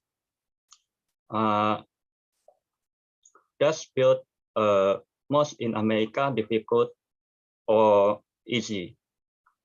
How about to build a mosque in America? Is there needs something like permits maybe, or something other documents? Because if I compare America with, for example, with Russia, I see in Moscow or St. Petersburg, there are very many grand mosques, but I haven't seen a large mosque in America. So my question is, how about to build a mosque Hello, in... may I close my presentation, Saleh, Raisa? I need 1 more minute. Yes, yes, please, sir. Yeah, so let me make a summary. You see, the global issue is the gap between resources and the demand of 8 billion people to dominate. You see, to compete to get resources of the world.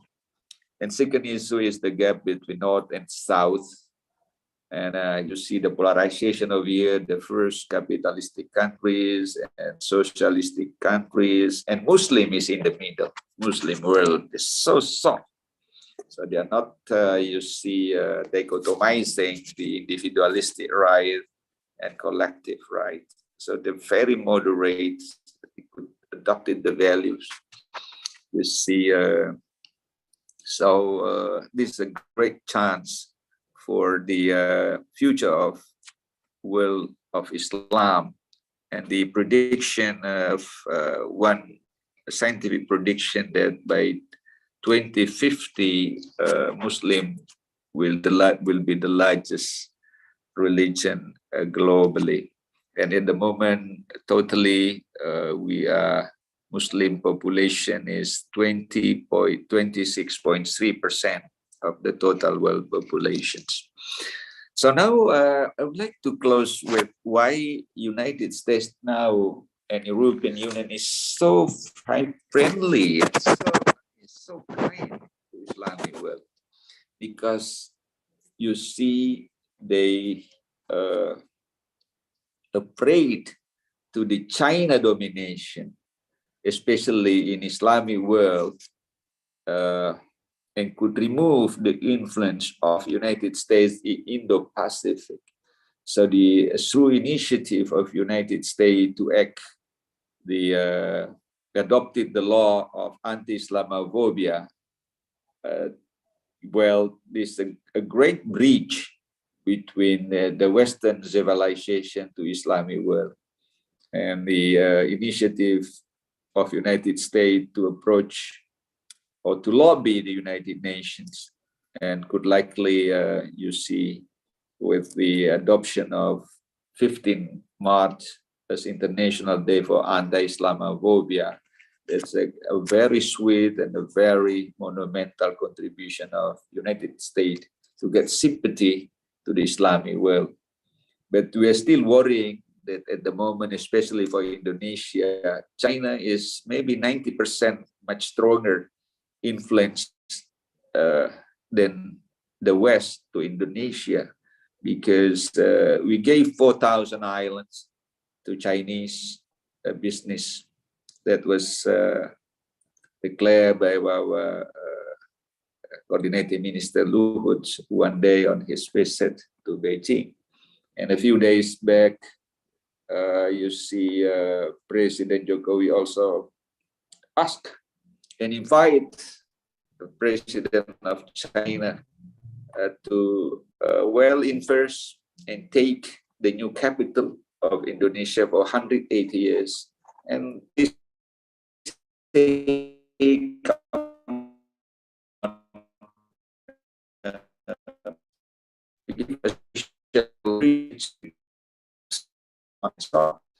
nation now is really you see policies made by Indonesian government. So I think the US, because systematically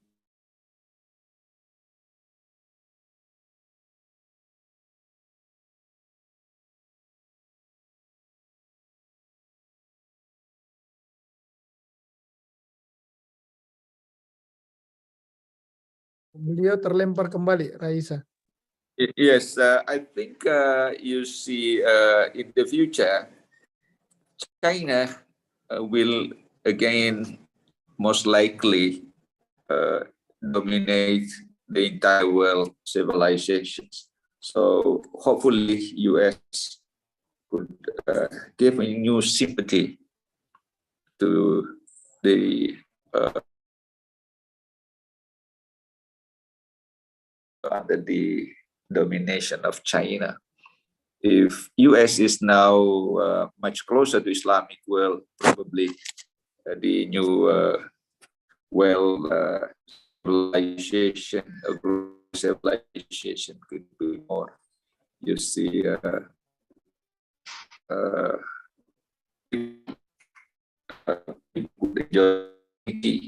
this is the end. And sorry for the so many you see difficulty to connect with the link. Thank you. Thank you, Prof. Thank you. Thank you, Profesor Hafid Abbas, dengan segala upayanya untuk kembali join dengan kita. Terima kasih banyak, Profesor. Mungkin karena tadi kita juga sudah masuk ke dalam Q&A session ya, pertanyaan tanya jawab. Jadi mungkin setelah Mas Aryosono, apakah masih ada yang ingin dilanjutkan dari pertanyaannya ataukah sudah selesai? Sudah ya. Jadi saya sampaikan dalam bahasa Indonesia intinya saja. Jadi membangun masjid di Amerika itu mudah apa sulit? Kalau di Indonesia kan butuh izin ini, izin itu, pembebasan lahan dan sebagainya. Kalau di Amerika bagaimana? Intinya itu saja. Baik. Terima kasih Mas Aryosono. Ya, kebetulan juga pertanyaan sudah saya tampung. Mungkin satu lagi pertanyaan terakhir dari Pak Ismail, lalu kemudian nanti akan saya bahasakan lagi pertanyaannya, lalu kemudian akan silakan dijawab oleh para panelis. Silakan Pak Ismail. Ya, terima kasih Ibu Siti Raisa, moderator. Terima kasih semua Bapak Ibu yang terhormat, Prof. Etin, Prof. Saleh, juga Prof. Hafid Abbas, and then Prof. Wang. I would like to continue my questions since Prof. Wang maybe she is not useful in Bahasa, and then I would like to have the brief explanation from three prominent professors that already speak about how the Indonesian diaspora in the Muslim of America. And the second one, since that we have pesantren or Islamic boarding school here in Indonesia, then there is initiative to introduce this pesantren to US. And then my question is, how is the future of pesantren or madrasah in the Muslim society of US? Thank you, Prof. Etin, Pak Saleh, Prof. Hafid Abbas, and Prof. Wang, and Ibu Raisa. I would like to hand over the mic to Ibu Raisa again.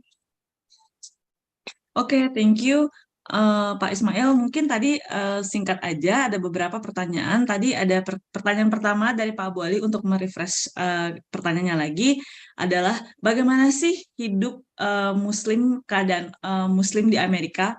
Mungkin tadi kepada bagaimana sih mencari nafkahnya, apakah itu sulit atau tidak begitu. Terus pertanyaan kedua dari Pak Aryosono, bagaimana proses pembangunan masjid pertanyaan saya kedua ada, sorry to interrupt. Pertanyaan saya kedua, educated or not in general? Sebagian besar Muslim di Amerika educated nggak, berpendidikan nggak? Thank you. Okay. Baik.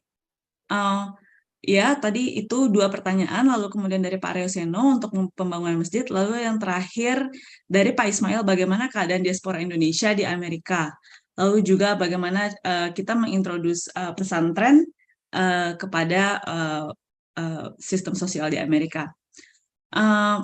Mungkin dari para panelis silahkan ada yang ingin menjawab, namun sebelumnya sedikit saja dari saya, mungkin Profesor Anwar atau Profesor Wang atau Profesor Abbas punya jawaban yang lebih lain, tapi sedikit saja dari saya, karena kebetulan juga saya waktu itu juga sangat penasaran, sulit nggak sih bagi orang Islam di Indonesia, bagi orang Islam di Amerika untuk mencari pekerjaan ya. Nah, kebetulan latar belakang saya dari teknik lingkungan. Jadi sebelum juga saya memulai grad school, saya juga udah pernah follow satu orang yang benar-benar saya follow dari dulu sosmed Twitternya karena saya benar-benar suka banget dengan backgroundnya dia. Kemarin kebetulan ada conference nasional untuk anak teknik lingkungan, terus saya kemudian datang lalu saya mendekati beliau. Nah, nama depan beliau ini Muhammad. Dan saya tahu sekarang dia itu bekerja di EPA. Untuk informasi sedikit, EPA itu adalah Environmental Protection Agency. Nah, jadi EPA itu seperti mungkin kalau di kita tuh kayak Kementerian Lingkungannya Indonesia. Jadi EPA ini adalah kiblat untuk kebijakan publik seluruh tentang lingkungan di seluruh dunia gitu. Jadi seluruh dunia tuh kalau mau bikin hukum-hukum lingkungan itu kiblatnya dari EPA. Nah, ketika saya mendekati berkenalan dan bertemu langsung dengan Muhammad ini, nama panggilannya Moha. Terus saya langsung bilang, pertanyaan saya, Anda Muslim ya gitu. Terus bagaimana sih kok bisa ya Anda dan saya tahu Anda pasti imigran. Dia bilang, oh iya saya imigran. Bagaimana Anda bisa bekerja di lembaga EPA yang jelas-jelas itu lembaga punya Amerika begitu. Lalu akhirnya dia menceritakan, kalau saya boleh cerita, jadi ini semua akhirnya membuka pikiran saya bahwa ternyata Amerika itu tidak diskriminasi karena beliau juga Muslim dan beliau itu bahkan seharusnya ini beliau itu bahkan didekati secara pribadi oleh EPA karena beliau ahli dalam bidang lingkungan di area PFAS. Itu merupakan suatu kontaminan lingkungan yang sekarang itu sangat sulit didegradasi di lingkungan, namanya PFAS. Nah, jadi karena dulu waktu dia grad school banyak sekali mengerjakan tentang PFAS, ternyata EPA malah menghubungi dia sendiri gitu.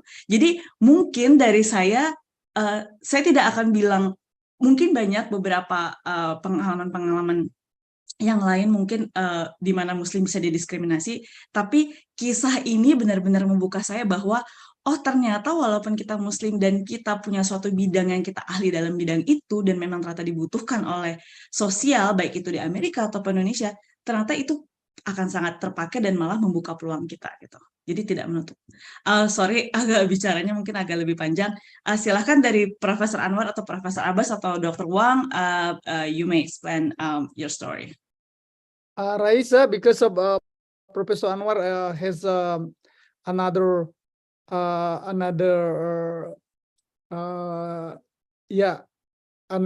program, so we would like to give her the first opportunity after after Professor Anwar we jump to Professor Wang and the last Professor Abbas. Okay, Professor Etin Anwar, time is yours.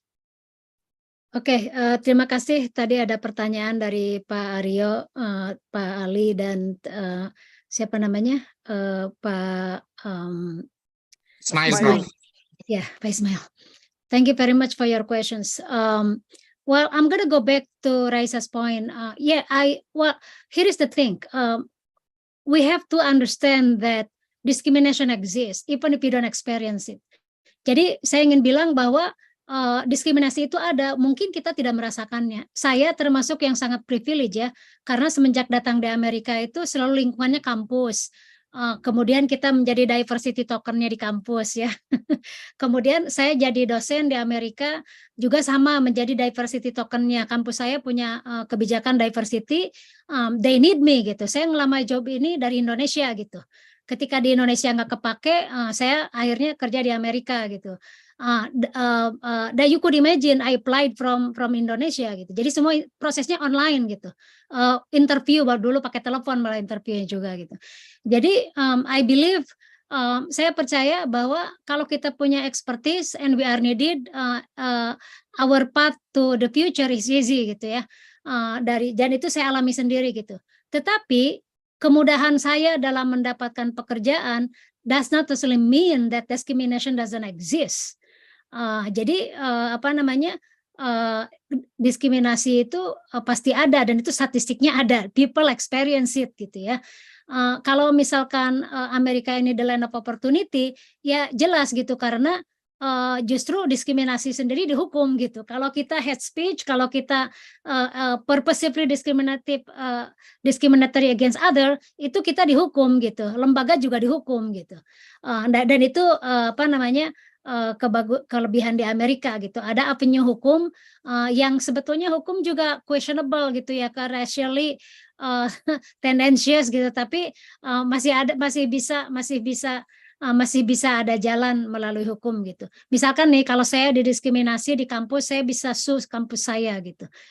Atau misalkan banyak orang yang people of color nggak lulus tenure, kemudian sue gitu kampusnya gitu. Karena ada diskriminasi prosesnya ada diskriminasinya gitu. Jadi it goes both ways ya. Opportunity sangat terbuka. Jadi Raisa udah PhD-nya dapat, your expertise is specific, pasti dapat job everywhere you go gitu ya, dibutuhkan gitu ya. I'm gonna move about the mosque ya. Sebetulnya anti-mosque, I'm gonna excuse speaking bahasa. Persoalan diskriminasi terhadap mosque itu sangat meninggi sesudah ada September 11, yang kemudian skrutininya meningkat lagi karena ada proyek masjid. Sebetulnya masjidnya tidak berdekatan banget dengan ground zero gitu, tetapi ada penamaan publikasi tadi Pak Profesor Abbas ya. Tadi berbicara banyak mengenai mengenai hal-hal yang berkaitan dengan Amerika, tetapi belum menyampaikan betapa media Amerika itu sangat penting dalam menarasikan Islam gitu ya. Nah ini masalah ground zero mosque ini gitu sebetulnya nggak ada realitasnya, itu mitos gitu ya. Tetapi the dissemination of the idea of the myth of the policy of ground zero mosque oleh media itu kemudian menimbulkan skrutini terhadap masjid-masjid di Amerika, termasuk diskriminasi secara violence. Saya pernah berkunjung ke satu masjid yang imamnya orang Indonesia, sebenarnya karena dalam rangka research mengenai women's mosque leadership. Tapi saya berkunjung ke teman, nah itu bulan Juli, sebelum bulan Juli itu yang dibakar hanya ujung ininya aja, hanya ujung roofnya masjid gitu. Tetapi tanggal Juli 4 itu yang dibakar semuanya gitu. Itu bulan puasa saat itu, dan teman-teman bisa bayangkan ya, kalau saja ada yang menginap di masjid itu bisa meninggal gitu. Tapi kebetulan teman saya pulang, kan bulan puasa biasanya cepat sekali waktunya ya, summer lagi. Nah itu jadi kalau kekerasan terhadap masjid itu ya kalau di New Zealand sampai pembunuhan gitu ya, penembakan, bisa sampai pembakaran gitu, dan itu real ya, itu experience gitu. Nah skrutini ini muncul di mana-mana, bahkan ada kasus di, kalau nggak salah namanya itu Murfreesboro di Tennessee. Di Murfreesboro ini di Tennessee itu sampai lama sekali, sampai ada hearingnya. Jadi kalau mau bangun masjid itu harus ada permit. Permit itu biasanya memerlukan gambar, memerlukan kalau permit untuk masjid itu dari tetangga sekitar, dan juga dari permit itu sendiri nanti dikeluarkan dari City Hall ya. Nah kalau di Murfreesboro ini di Tennessee itu hearingnya itu didokumentasikan oleh CNN. Itu jadi bagaimana semua pihak menentang pembangunan masjid itu gitu, dan ada dokumentasinya. Kemudian yang menjadi pionirnya itu anak kecil, malah anak muda. Karena saya tua ya, kalau saya bilang anak kecil itu karena anak saya juga 19 tahun yang paling muda itu. Jadi masih muda banget gitu, anak muda yang mempertanyakan identitas saya Amerika, tetapi diperlakukan seperti ini oleh orang Amerika sendiri gitu ya. Nah jadi discriminatory practices itu betul-betul ke berbagai aspek gitu ya. Saya juga beberapa summer yang lalu research mengenai bentuk-bentuk diskriminasi yang muncul dan direkod oleh media newspapers. Jadi saya research mengenai itu dan mendapatkan data dari newspaper itu 1000, sebenarnya yang asalnya melakukan data, menemukan data ini orang lain, tetapi kemudian datanya dikasihkan ke saya sehingga saya bisa menggunakan R untuk melihat diskriminasinya seperti apa gitu ya. Nah itu jadi pembangunan masjid itu salah satunya ya, selain dari traveling. Nah, ketika sedang pembangunan masjid ini, kemudian ground zero mosque yang menjadi menjadi salah satu problemnya bagi orang Amerika. Setelah itu pembangunan masjid itu kemudian dibantu oleh, ini yang paling penting ya, ini salah satu yang menurut saya di Amerika tuh pemerintah, walaupun sebagian orang Amerikanya rasis atau discriminatory, tetapi pemerintah itu senantiasa pro sama religious practices karena memang itu digaranti ya. Pemerintah mengeluarkan hukum yang berjudul The Religious Land Use and Institutionalized Persons Act.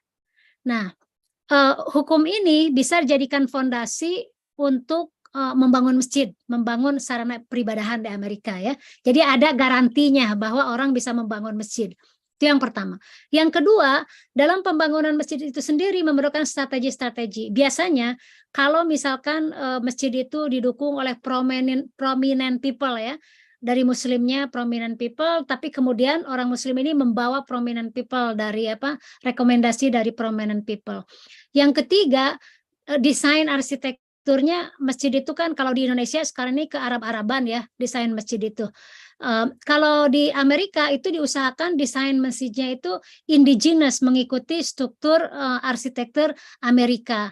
Walaupun nanti ada inkorporasi Islam juga gitu ya.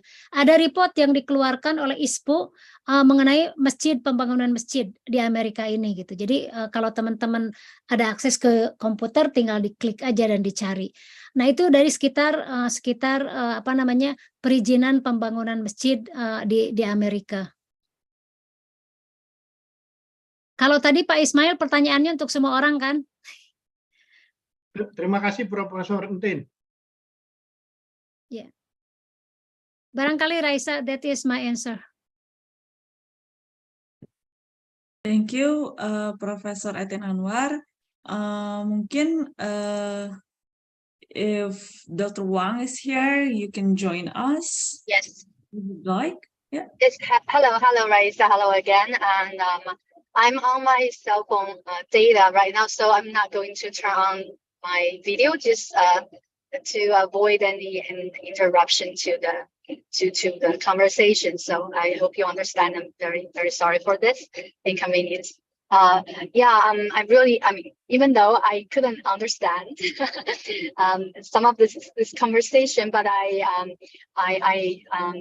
will follow up on a few main points raised by the other two speakers and also the audience. And I really appreciate your questions. And then the survey findings shared by Professor Etin Anwar is really insightful. She asked, Raisa, you asked me a question earlier. What is the biggest challenge when I was doing my research about 20 years ago on American Muslims? The biggest challenge at the time was lack of empirical data, good survey data on American Muslims. I'm a sociologist, so in social scientific research in the United States at the time, because research question was not really explicitly asked in the major national census data, we rely on smaller scale surveys to look at religion. And it was also a time when religion wasn't really interesting. So in the 1980s, and it started to be some more surveys on religious beliefs and also religious participation. So the measurement of religiosity was highly debated about at the time. So one of the major challenges for me while I was doing my research was the lack of empirical data. Because American Muslim population was so small, it was even more difficult to capture anything that could tell us a big story. So my research methodology was primarily ethnographic. So, it's qualitative research, and so I can get, get very deep, get a thick description, but the lack of a big picture was really a big problem at the time, big obstacle for a lot of researchers. After around 2001, we had a couple of studies released by some of these organizations, such as Dogby International, if you know. They did a study. They also actually commissioned a study on American mosques. So we have a mosque study released around the time of 9/11. So it was really useful. But the major data about American Muslims came out 2007 by Pew Research. So it was a time when there was a lot of interest in American Muslims, but then there's a very little empirical data and to tell who they are, where they come from. So the release of that 2007 Pew Research fuller, sort of description about the American Muslim population, their age, and their socioeconomic profile, and of course that includes, educational status and etc. Some of these gender issues, is also quite important. And Professor Etin Anwar mentioned in her presentation about, the most recent data released by Institution for Social Policy and Research.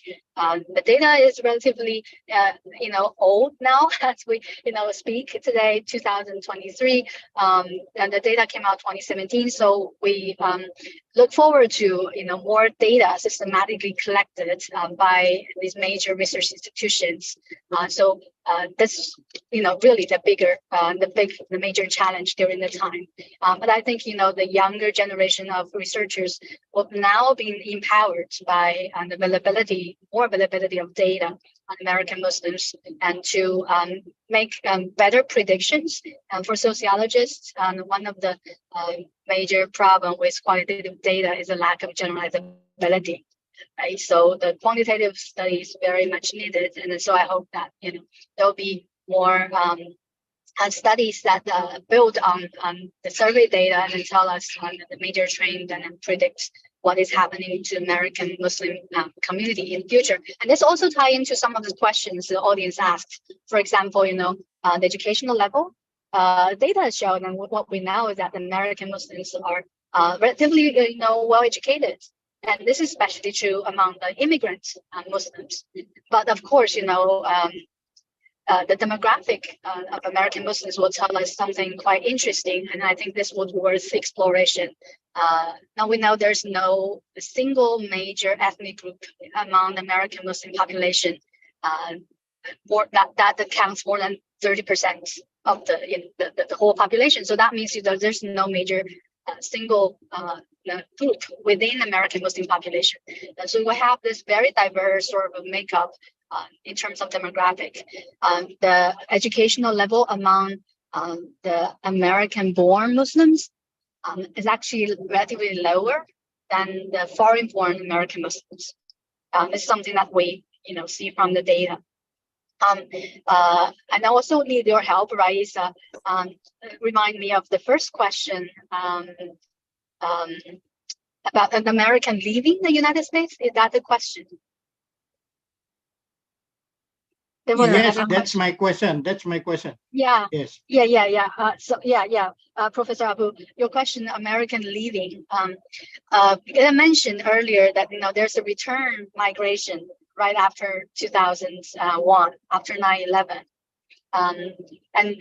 But I have to say that we don't really have a very good data set to tell us how many people are leaving. This is basically some observations drawn from my interactions with expats living in the UAE, and I've heard stories from these families who chose to move back to the Muslim world. But what I can say that definitely concern about the situation of American Muslims during the Trump era. Things are moving toward a better, more bright direction. after Biden came to office, and of course, the first thing he did was to lift the ban on migration from these major Muslim countries that was placed by the Trump administration. So that's definitely something encouraging. That there's a lot of variables here to be considered. And for a lot of leaders in the American Muslim community, they still consider United States as an ideal place.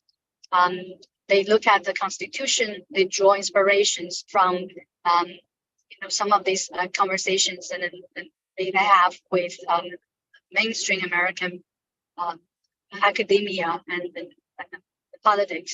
And American society is still very attractive to American Muslims. And some argue that the United States it has embraced probably the Islamic principles more than other states. So this is something quite important and for observers, for scholars, and to take into consideration. And there's a lot of challenges, obviously, and people always dealing with dilemma.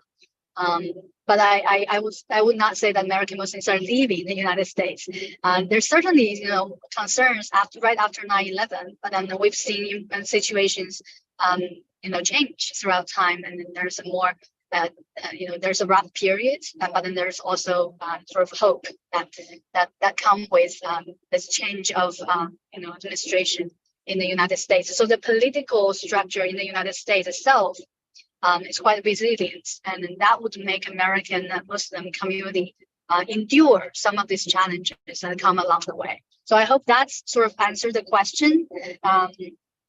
But then, there are so many other topics that came out of the surveys and then shared by Professor Etin Anwar. So I think that would require more conversations in the future to look at each topic and then to get deeper into those discussions. And then one more thing I wanted to address, if I may, if there's still time, it has to do with gender issue. And Professor Etin Anwar showed this one slide about the educational level among female Muslims or Muslim women, American Muslim women. On average, they're more educated, and then their educational achievement is also higher than their counterparts. And this is true in the Arab world as well, where I teach in American University of Sharjah. Every year we graduate more female students than male students. Right? And it seems to be, the trends that going not just in the United States, but in the whole Muslim world. But so the gain Muslim women have been able to secure over the years as a result of economic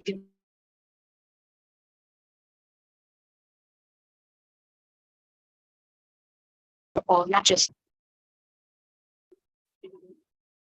So if there are any more questions, I'll be happy to answer. But then this is something that I sort of gathered from all these conversations earlier.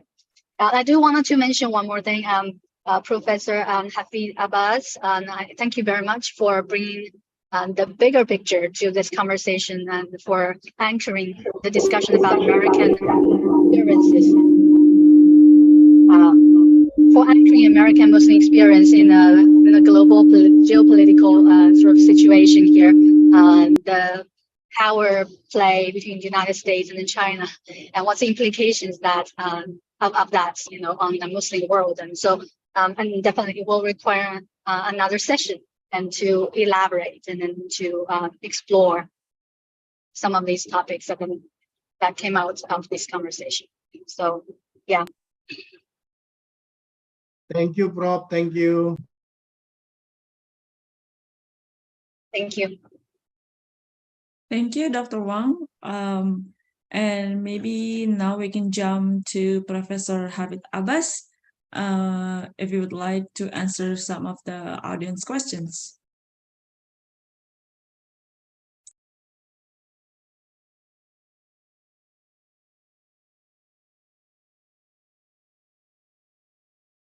Sinyalnya Bekasi ya, sinyal maybe.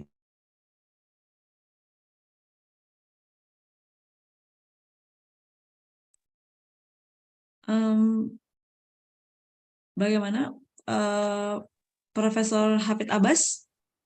Waduh, maaf, saya tidak pakai ini ya, scam ya. Jadi saya ingin menyampaikan terima kasih ke semua ya, Pak Saleh ya, dan teman-teman semua atas pertemuan kita malam ini ya.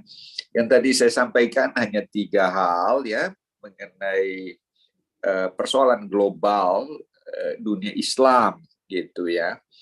Dan saya tertarik melihat realitas ini ketika tadi saya mengunjungi negara-negara Timur Tengah, saya kunjungi Irak, saya kunjungi Iran, saya kunjungi Syria dan sebagainya. Setelah saya mendengar permintaan maafnya Tony Blair dan Barack Obama, mengapa menghancurkan Irak, mengapa menghancurkan Libya. Dan sekarang kita juga lihat bagaimana Damaskus yang begitu indah juga hancur gitu kan. Dan bagaimana sebenarnya juga pemihakan Amerika terhadap Israel. Kita lihat korban perjatuhan terus di Palestina. Saya akan berkunjung nanti ke Palestina dan Israel dengan satu misi UN gitu pada Oktober nanti. Jadi kembali pada simpati baru pada dunia Islam yang dilakukan oleh Amerika, karena ada Ilhan Omar ya, wanita asal Somalia yang anggota House of Representatives dari Partai Demokrat yang berhasil menggolkan undang-undang anti-Islamophobia Amerika, dan Amerika berhasil juga mendorong UN menetapkan 15 Maret sebagai International Day for Anti-Islamophobia. Sebenarnya Amerika lakukan itu karena ingin menembus dosanya menghancurkan Islam. Jadi dengan itu dia menginisiasi ini. Mengapa? Karena dia takut kalau diimbangi oleh kekuatan, tidak bisa lagi mengimbangi kekuatan Cina yang menguasai dunia Islam saat ini, terutama dengan hilangnya pengaruh atau meredupnya pengaruh Amerika di Indo-Pasifik. Kita lihatlah nanti ke depan seperti apa perkembangan dunia. Kalau Amerika memberi simpati pada dunia Islam, kelihatannya akan all out membackup Anies Baswedan, tapi kalau Cina tentu kekuatan Jokowi ya yang akan terus ini. Jadi kelihatannya Amerika all out untuk mencari pengaruh di dunia Islam. Kita tunggu seperti apakah drama ini masih terus berlanjut, ataukah Amerika memang sungguh-sungguh mau memberi perhatian atas kemajuan dan kehormatan dunia Islam yang telah dihancurkan. Baik, saya kira itu saja harapan saya. Ini perlu kita diskusikan lebih jauh. Terima kasih. Assalamualaikum warahmatullahi wabarakatuh. Ya. Waalaikumsalam warahmatullahi wabarakatuh. Terima kasih Profesor Hafid Abbas. Teman-teman mungkin tadi juga sudah melihat ketika kalian misalnya if you go on the chat, actually Profesor Bang Saleh di sini udah menuliskan email dari para panelis kita. So if you guys have further questions, you can contact to our panelists directly. And then just in the interest of time, I know that you guys have questions, and I am so sorry that we cannot go through every questions that you guys have. But we are so grateful that our panelists have talk and explain more about Islams in America. Terima kasih untuk para panelis semuanya. So maybe we'll have Brother Saleh say a few words before we actually go to the closing statement. Thank you, my sister. Once again, Professor Wang, Professor Etin, Professor Anwar, all participant. I'm representative of Dialektika Institute. Tentu course. I would like to say thank you very much for joining us for this good opportunity. Dan teman-teman sekalian, saya ingin memberi satu dua poin lagi dengan harapan bahwa ini adalah tahap-tahap langkah pertama kita untuk berkenalan dengan Profesor Yuting Wang. This is the first step. Kita sudah mulai akrab dengan Profesor Etin. Profesor Etin Anwar ini saya panggil kakak. Dan beliau juga sudah lebih 20 tahun meneliti dan mengajar tentang Islam di Amerika, terutama di New York, ya. Nah, suatu ketika mungkin teman-teman ada ke New York, tinggal berhubungan dengan Profesor Etin, ya. Disiapkan makanan Indonesia kalau ke rumahnya, ya. Dan begitupun Raisa. Raisa ini SMP-nya di Amerika, S2-nya, S1-nya di Bandung, ITB, S2-nya di Amerika, S3-nya di Amerika lagi sekarang. Dan Raisa ini punya di ITB-nya S berapa ITB-nya? ITB-nya S berapa? Sorry to interrupt. ITB-nya S1, S2? S1. S1. Oh, thank you. Satu S2-nya Salman. S3-nya sekarang di Amerika lagi. Raisa ini teman-teman, biar teman-teman bersemangat ini, terutama Indonesian student, Indonesian scholars. Raisa ini punya peluang dapat 3 beasiswa yang besar-besar. Dan nanti tanya dia, orangnya, nah dia ada Bugisnya dia ini Raisa. Suaminya orang Bugis juga. Oke. Saya kira Profesor Hafid Abbas kita sudah tahu bahwa dia adalah guru kita, dia adalah mentor kita, dan beliau sangat, Profesor Hafid is very easy to to ask him to join us whenever and wherever.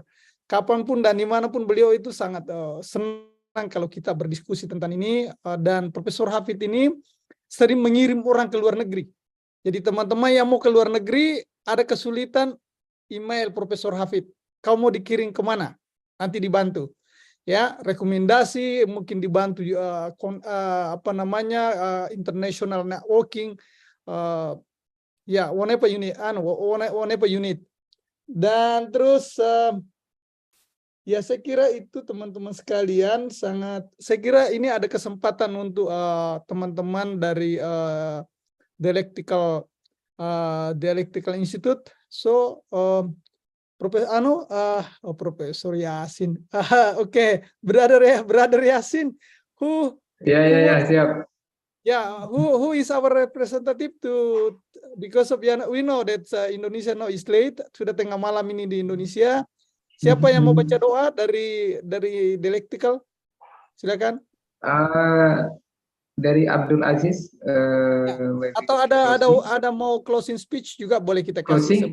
Closing speech from Abdul Aziz and doa from Sheikh Abdul Hamid. Okay. Maybe Daeng Saleh, the next agenda we will discuss about the books from Yuting Wang. It is very interesting tema. Okay, yang pasti Wang's book it will be translated into bahasa. Jadi Wang ini memberi kesempatan saya untuk menerjemahkan bukunya nanti ke dalam bahasa Indonesia. Tentu kita usahakan nanti dan kita terus bekerja sama dengan Wang. Teman-teman juga kalau mau mengundang Wang nanti, apakah mengundang di Zoom ataukah if you like to invite Profesor Yuting Wang to come into Indonesia, ya saya kira lebih bagus lagi. It's wonderful.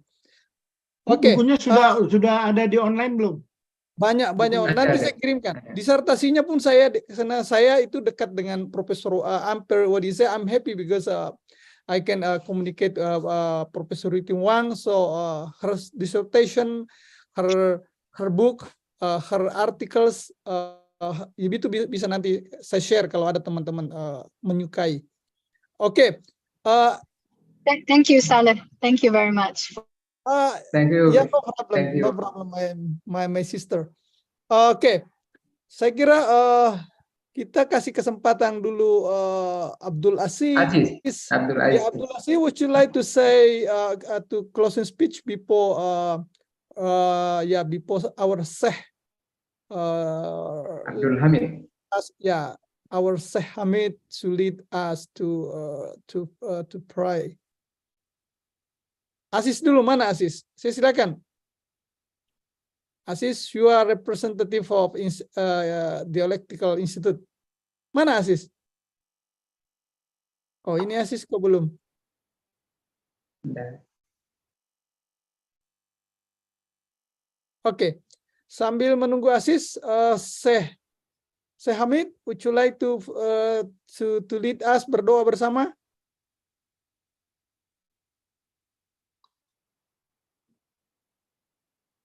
Ya, silakan, start. Suaranya enggak.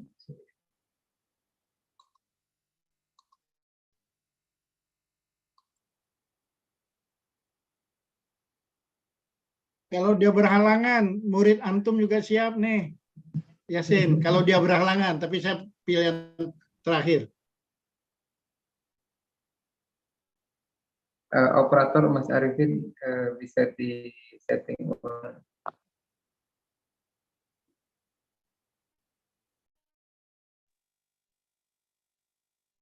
Oke, mari kita berdoa bersama-sama. Diawali dengan membaca surat Al-Fatihah. Al-Fatihah. Auzubillahi minasyaitonirrajim. Bismillahirrahmanirrahim. Iyyaka na'budu wa iyyaka nasta'in. Ihdinas siratal mustaqim. Siratal ladzina an'amta 'alaihim ghairil maghdubi 'alaihim waladdallin.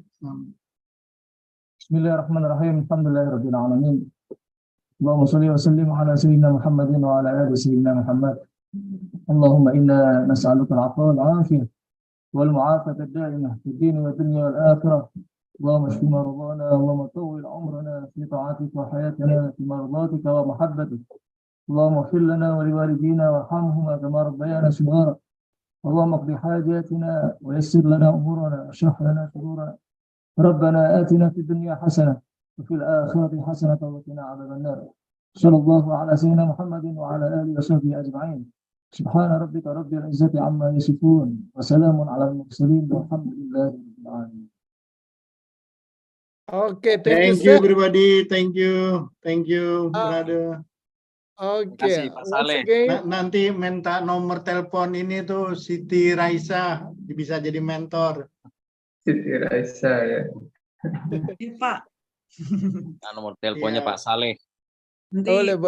silahkan kontak Bang Saleh. Bang Saleh punya kontak seluruh dari panelisnya. Jadi jika ingin menghubungi, silahkan.